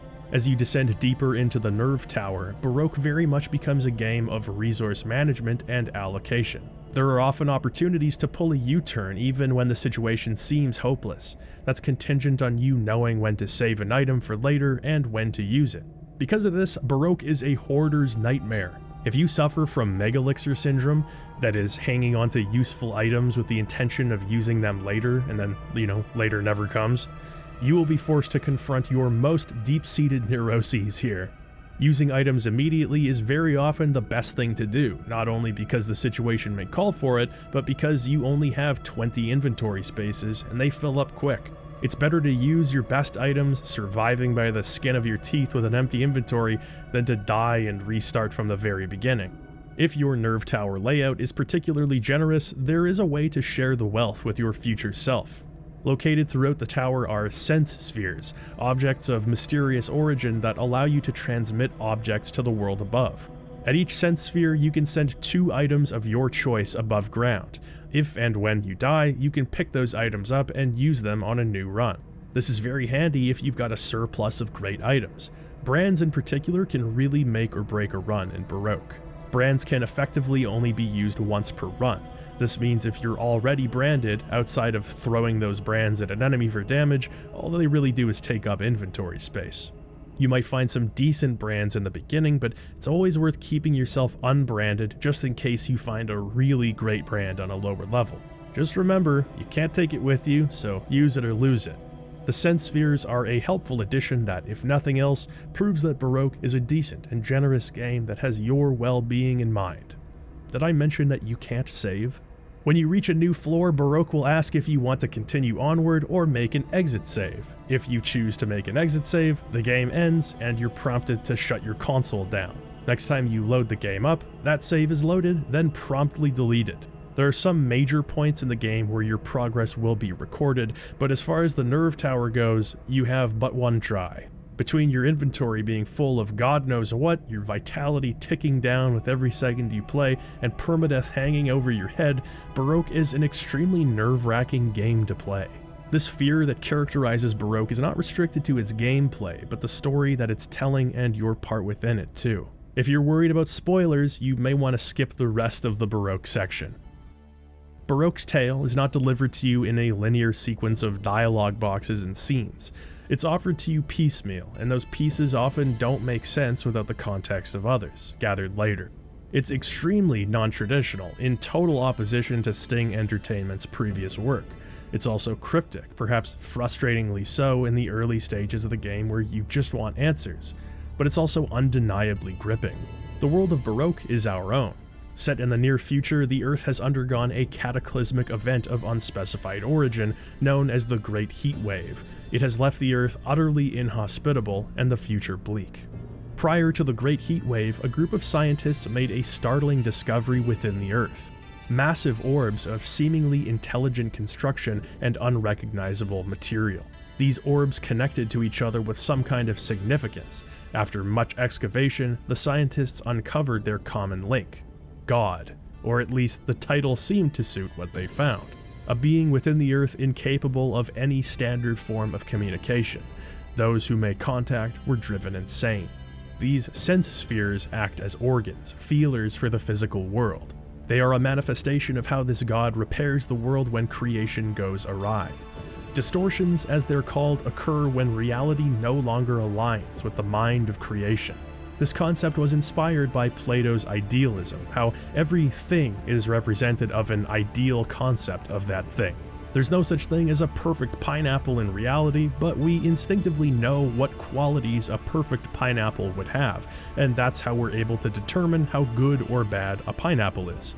The sense spheres act as nerves which indicate to the mind of God how close reality is to the ideal of creation. When distortions occur, that alignment is disrupted. Thanks to the sense spheres, this information is passed down to the creator, who can easily repair the distortions and fix reality. Without this maintenance, water would no longer be water, and trees would no longer be trees. Reality itself would begin to break down. A massive structure was built in order to safeguard and study this newfound discovery, an impenetrable fortress called the Nerve Tower. One scientist, in his hubris, was particularly eager to tamper with creation. He manufactured artificial sense spheres which would hypothetically deliver incorrect or tampered information to God's mind. He became obsessed with the nature of purity and began to shun the imperfections that characterize our world. Why can't all pineapples be perfect? This scientist would embrace the madness that came from communing with the creator's mind and subtly use that mind to enforce madness on others. With these distortions being caused by the scientist, sense spheres multiplied around the world in an attempt to correct for these new distortions. The scientist fed faulty data through the sense spheres, which gradually drove God mad. This scientist, now dubbing himself Archangel, saw himself as a perfect inheritor of the God title. His world would be without flaw. Many of his fellow scientists became increasingly concerned, and some even rebelled, but Archangel's power and influence grew. Those who stood against him would suffer an unspeakable fate in the name of his experiments. Few knew the true nature of Archangel's experiments, but what was clear was they resulted in more distortions. The world became untenably distorted, and the flaws that characterize humans were seen by the increasingly unstable God as problems to be corrected. People were mutated into what would be called grotesques, hideous forms that reflected their deepest insecurities. These grotesques appear as the monsters you fight in the Nerve Tower. Their designs are inherently creepy, but there's also significance to those designs. The grotesques' appearances were inspired by a number of different things. These included the arcana of a tarot deck, meant to reflect the Archangel's obsession with the subject. as well as the stories of Japanese author Edogawa Ranpo. Ranpo was the author of several transgressive works that often related to the unconscious mind and its effects on our conscious actions. The grotesques in some cases are meant to represent the mind of the person changed. For example, the Orhugenists seem like nothing more than the Nerve Tower's robot guards. In actuality, they're altered versions of humans who felt trapped in life. The Iron Maiden-like design is a cage, a self-inflicted prison covered with spikes so that nobody may get close. The aptly named Neck Thing was a scientist whose experiments resulted in suffering. As such, his neck became longer and longer so that he might avert his eyes and never face his increasingly grievous sins. As mentioned, the Archangel was obsessed with tarot, which resulted in many of the grotesques becoming infused with various arcanas. The Hanged Man, Death, the Sun, they're all here. The Magician is literally a giant tarot card. On one side, the card has merged with a knife-wielding human, while on the other side, the card displays the Kabbalah Tree of Life, representing all aspects of God and man. The grotesques were created by Eisuke Kito. They were physical models, which were then animated by Baroque's CG designers. Kito worked together with Yonemitsu in order to create these enemy models. Yonemitsu had specific concepts in mind for each enemy, while Kito's artistic impulses brought them to life. What becomes clear is that Yonemitsu saw what Baroque should look like and sound like in his mind's eye from the very beginning. In 1997, just a year before the game's release, the 3D engine was still actively being worked on, and there were concerns that it might not be able to meet Yonemitsu's expectations. Ultimately though, they did make it work. Rather than aiming to create something traditionally beautiful, Yonemitsu was aiming to create something interesting, something that was unlike anything that came before it. In terms of palette and design, 3 primary inspirations were listed: Ridley Scott's 1982 science fiction classic Blade Runner, Jean-Pierre Jeunet's 1991 dystopian film Delicatessen, and a segment called Cannon Fodder from the 1995 anime anthology film Memories, based on the short stories of manga author Katsuhiro Otomo. Visually, these influences are immediately obvious. The neon-drenched streets of Blade Runner cast long, uninviting shadows. The world of Delicatessen is draped in grimy browns, hellish reds, and sickly jaundiced yellows. Details of a world that once was are lost in the perpetual haze of a dying world going through its motions. Cannon Fodder depicts a city trapped not only within its own literal walls, but also in endless war. The city is claustrophobically dense with industrial technology, repaired or forgotten, but never removed. It's not hard to see how these films influence the visual presentation of Baroque. The Nerve Tower is a decrepit structure whose dark secrets have been long abandoned by most. We don't need to understand the engineering or even the purpose of the machinery that lines the tower's corridors to believe it serves a pragmatic use, or at least that it once did. Baked shadows are used in impressive ways to create strong contrast in well-lit rooms, giving the game a tech-noir aesthetic at times. Yonemitsu was inspired by Eastern European and Danish films for the game's color scheme, perhaps in defiance of the vivid and garish look of Treasure Hunter G. These brutalist colors that characterize the Nerve Tower are key to Baroque's downcast mood and make the multicolored grotesques feel even more out of place in the world. Even the item sprites used in the game were very intentionally designed to evoke certain feelings and moods. The team wanted to avoid the bright and glittering effects that would typically draw a player's eyes towards an item. The designer of the items, Fuji Shinji, would be given freedom to come up with an item's concept. Yonemitsu would occasionally chime in with some vague advice like, make it floppier, but it seems he had faith in his design team. As is usually the case with the most atmospheric games, the soundtrack plays a significant role in setting the mood. It is absolutely great. The music here was composed by Masaharu Iwata, whose work includes compositions for Final Fantasy Tactics, Final Fantasy XII, and Tactics Ogre. Going into Baroque, Iwata wanted to evoke the atmosphere of visiting a place where you once lived only to find it abandoned.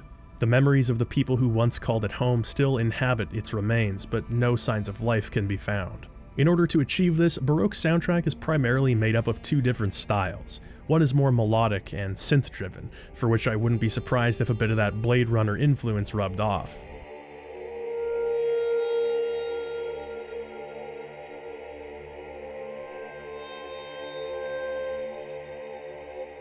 The other type would be more of a dark ambient, noise-style track. The sounds in some of these tracks include things like sewing machines, scissors, slicing, seagulls, and other mundane noises mixed together and distorted.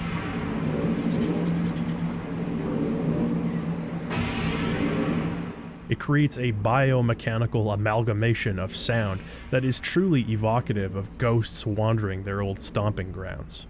When Iwata or the game's sound designers asked Yonemitsu how he'd like something to sound, he would give them abstract advice, often in the form of dark scenes or poetry that he had written, more like dowsing rods to find the right tone than an explanation of the tone itself, and it worked. There are a small handful of tracks cycled through in the Nerve Tower, but what's there is very effective. It's somewhat reminiscent of the Silent Hill soundtrack by Akira Yamaoka, though it predates that game's release by about a year. These aesthetic elements combined with the story being told effectively create a truly haunting atmosphere.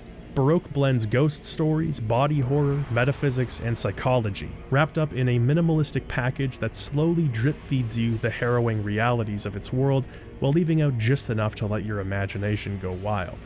When you first begin the game, you're instructed to reach the Nerve Tower's lowest level. Once you're there, you come face to face with God. The Archangel instructs you to fire the angelic rifle at God. You do, and the game is over. Well, no, it's not. Your first run through the Nerve Tower is only a simulation, meant to familiarize you with your environment and give you some training before the real deal. We are a cog in the Archangel's plan to supplant God and take their place, eliminating the need for distortions and finally ushering in a perfect world. The Archangel has been using the artificial sense spheres to drive God mad, eliminating its ability to feel and thus correct distortions. The world spirals increasingly out of control. Archangel lies, convincing people that this is the spite-driven act of a god who is now vengeful and that it must be destroyed if the world is to be saved. The Coriel see through this deception. They are a group of scientists who once believed in Archangel but believe in him no longer. They devise a plan to be carried out in secret. One of their own would join with God, allowing for the first time unfettered communication. The 12th member of the Coriel volunteered. Having lost a twin brother at birth, he believed this missing half would make him the perfect candidate to join with another. Midway through this joining, however, Archangel put a stop to it, resulting in the Great Heatwave. The 12th member awakened later with no memory. The joining had taken his ability to speak, but given him a powerful ability in return. He could now turn objects into ideas given form. Sephiras, a crystal containing information and data, a gift from God before separation. In number 12, an amnesiac with the ability to purify others, the Archangel saw a perfect ally. He created countless clones of number 12. If even one of them could reach the ground floor of the Nerve Tower and crystallize God, that Sephira would give Archangel all of the information he'd need to take up God's throne. This is how Baroque weaves its roguelike structure into its narrative. Every time you die in Baroque, you don't reset or reload in a game over state. The world continues and a new clone is released into the Archangel's service. Number 12 is trapped in an eternal cycle, a pawn with no concept of what he's doing and seemingly no way of receiving messages from the Coriel. The questions are, why does the Archangel need a pawn, and what happens if you successfully reach the bottom of the Nerve Tower and fire the angelic rifle at God? To answer the second question, you get another spin on planet Earth. Number 12 cannot turn God into a Sephira. It's almost as if he's being controlled. Without the ability to feel pain and correct distortions, the Mad God cannot fuse with number 12 either, who becomes delusional when contact is made. That game ends, another clone is released, and another attempt is made. Only in performing certain tasks and speaking to specific characters within the Nerve Tower can number 12 slowly regain his memories and piece together how to overcome the cycle. When the fusion initially went wrong, several things occurred. On top of number 12 being given divine powers, 2 more fragments of God were also created. These fragments took the form of Eliza and Alice, 2 women who haunt the Nerve Tower and whose purpose isn't immediately clear. They were created out of necessity. For one brief moment, God understood that the key to escaping the Archangel's mental prison was being able to feel pain again so that it might correct the distorted world. Therefore, Eliza and Alice exist to help number 12 find a way to restore feeling to God. Mechanically, this will likely result in many repeats of the Nerve Tower. There are a few different objectives that need to be achieved before Eliza and Alice can begin to perform their duties. If, for instance, you don't thoroughly search each floor, you might miss a critical piece of the puzzle. There's no way to travel back up the tower, so you'll either have to die or just play until the bottom floor and restart again. Eliza's apparition asks number 12 for his pure water, his Saphira. This requires you to break into the cloning laboratory and purify your own selves. Returning to the nerve tower, you offer Eliza this crystal, granting her number 12's divine abilities, which is still not enough to restore God's ability to feel pain. This brings us to the Littles. Littles look like insects, but they're essentially neurotransmitters from God's brain. They're pain chemicals made manifest, and they are in constant pain as well.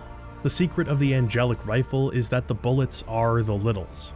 The Archangel hypothesizes that such excruciating pain, without the ability to register it, would cause God to self-destruct. With your Saphira now in Eliza's hands, you'll be able to free the Littles from an eternity of torment, purifying them, granting you their Saphira, and ensuring that they can't be used against God any longer. At last we reach Alice, another aspect of God alongside Eliza. Giving her the little Saphira allows her to not only feel pain for the first time, but to grant God the ability to feel pain as well. This will allow God to correct the madness that's been forced upon it by the Archangel. One of the questions from earlier was, why does the Archangel even need number 12? Yes, he's got special abilities, but so does the Archangel, right? Well, the Archangel we've interacted with is actually an image, a projection. The real Archangel resides on floor 13 of the Nerve Tower. A goosebump-inducing track plays throughout this floor as you approach the Archangel and learn of his true nature. He is speared on a sense sphere. Unable to move or act on his own, he's trapped in the Nerve Tower eternally. Only by manipulating number 12 could his plan have succeeded, freeing him and allowing him to take God's place. However, he didn't anticipate the involvement of Alice and Eliza. With God's madness corrected, his ability to feel pain returned, and number 12's memory restored, the fusion can finally occur as intended. The great heat wave will be undone, and the distortions will be corrected. Right?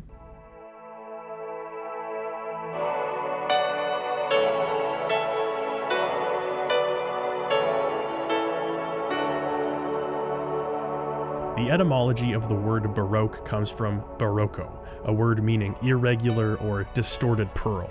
The game uses the term Baroque in reference to our distorted views of ourselves, the delusions at the center of every living thing, like the pearl that forms within the hard outer shell of a clam. These delusions are represented in-game, often in the design of the grotesques who take on the form of their sins or insecurities. Neckthing, for instance, lived his life blissfully ignorant of the harm his experiments caused, and thus his form was one of blissful ignorance. In reference to the themes of Baroque, Yonemitsu said, "To survive, humans typically use electricity and eat by killing animals. In that way, we carry on with only a vague awareness of our sins." I think this was the origin for the concept of this game. So how do we free ourselves of that? I want to evoke people's empathy as they decide which path they should walk. Our Baroques, our delusions, would not be corrected by God because their presence is intentional. Baroques to some extent are not a flaw, they're a feature. The truest distortion is the belief that we're capable of perfection like the Archangel believed. This self-appointed future God refused to accept a world that must end and disrupts God's ability to feel pain in pursuit of it. Much like number 12's unending mission of death and rebirth, Archangel wanted a world that wouldn't end, a perpetual fresh start. But all things must end.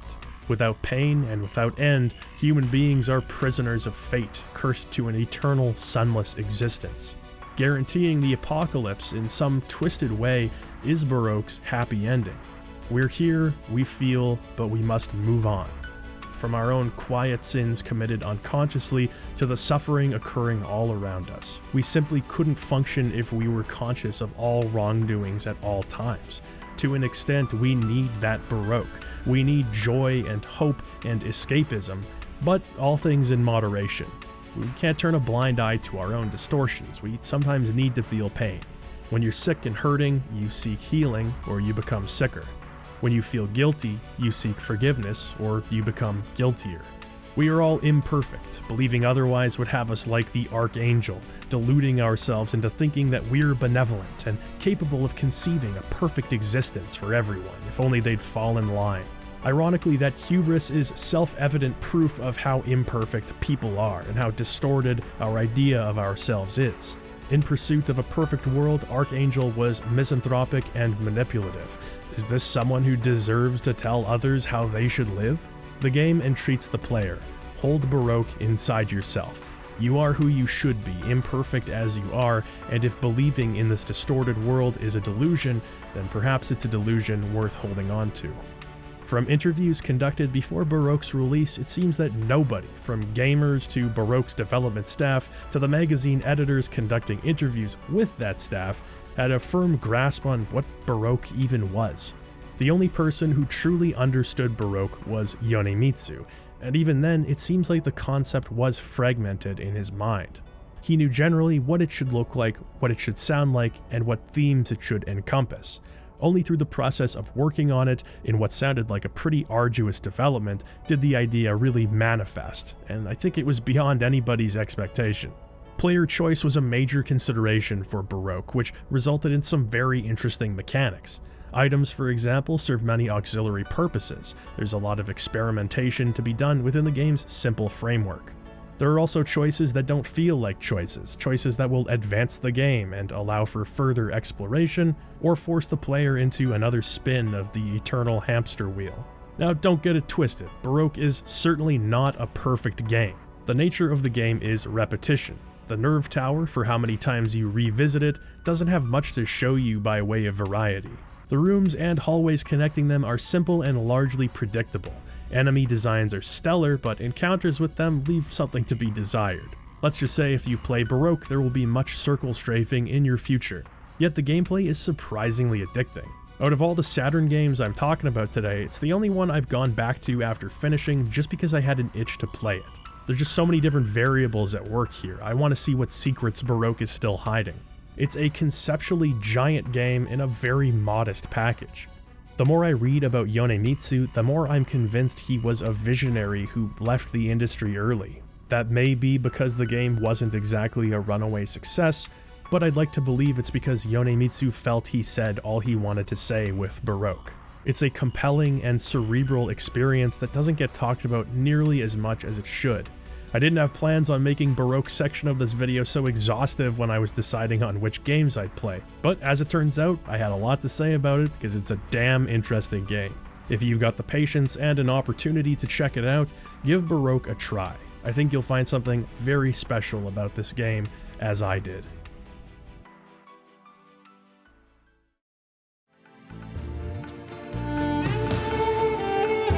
For today, my time with Saturn's RPGs come to an end.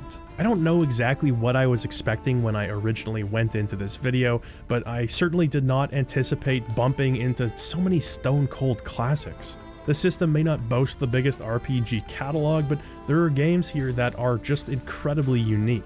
There are experiences you can't find on the PlayStation 1, and certainly not on the N64. I'm sorry, Aiden Chronicles fans, it's just, it's no Panzer Dragoon Saga. There's something endlessly satisfying about digging into an old console's library.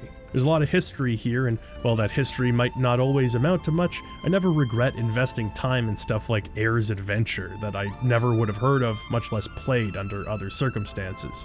Same goes for good games like Cyberdoll, great games like Shining Force 3, and fascinating games like Baroque. I'm better off for them not having flown under my radar. I know there's plenty of stuff that I missed. Bigger games, smaller games, Japanese games, games that probably barely count as RPGs, but hey, unfinished business is good. All the more reason to boot up the Saturn again someday. Until that day comes, thanks for watching, and I hope you enjoyed the video. Another console collection come and gone. Well, no, not really. The Saturn's library is actually pretty huge, but only a fraction of those games, many RPGs included, ever made it to North America. It's a damn shame. The Saturn is a really cool console that I'd never really paid much attention to until recently. 3D controller? It looks dumb as hell, man, but trust me, it's weirdly comfortable. But then I'm a big fan of the Duke, so maybe take my endorsement with a grain of salt. If you're curious about how the footage was recorded, I'll post the details in the description. Saturn emulation has come a long way, but it's still a little bit spotty. Oh, by the way, if you have a chance to play it, Bulk Slash is awesome. And the fan translation it got a couple years ago, it's got a fan dub as well. They have voice acting in the game, and it sounds really good. It sounds like a convincing 90s dub of a Japanese action game, probably even a little bit better. So I highly recommend checking that out. I'm really debating blowing money on getting that Saturn Twin Stick just because they added compatibility. It just looks like a blast, man. Of course, a big thank you to my patrons. Really appreciate you guys. This video was a lot of work, and it wasn't the cheapest video I've made by any means, so the patron coffers continue to come in very handy. If you'd like to check out my channel, maybe net some bonus stuff as well, please consider checking out my Patreon. There'll be a link in the description. And of course, a big thank you to those in my Persons of Lordly Caliber tier. Thank you very much for your support. As always, I appreciate it. Till I see you next time, stay healthy, wealthy, and wise.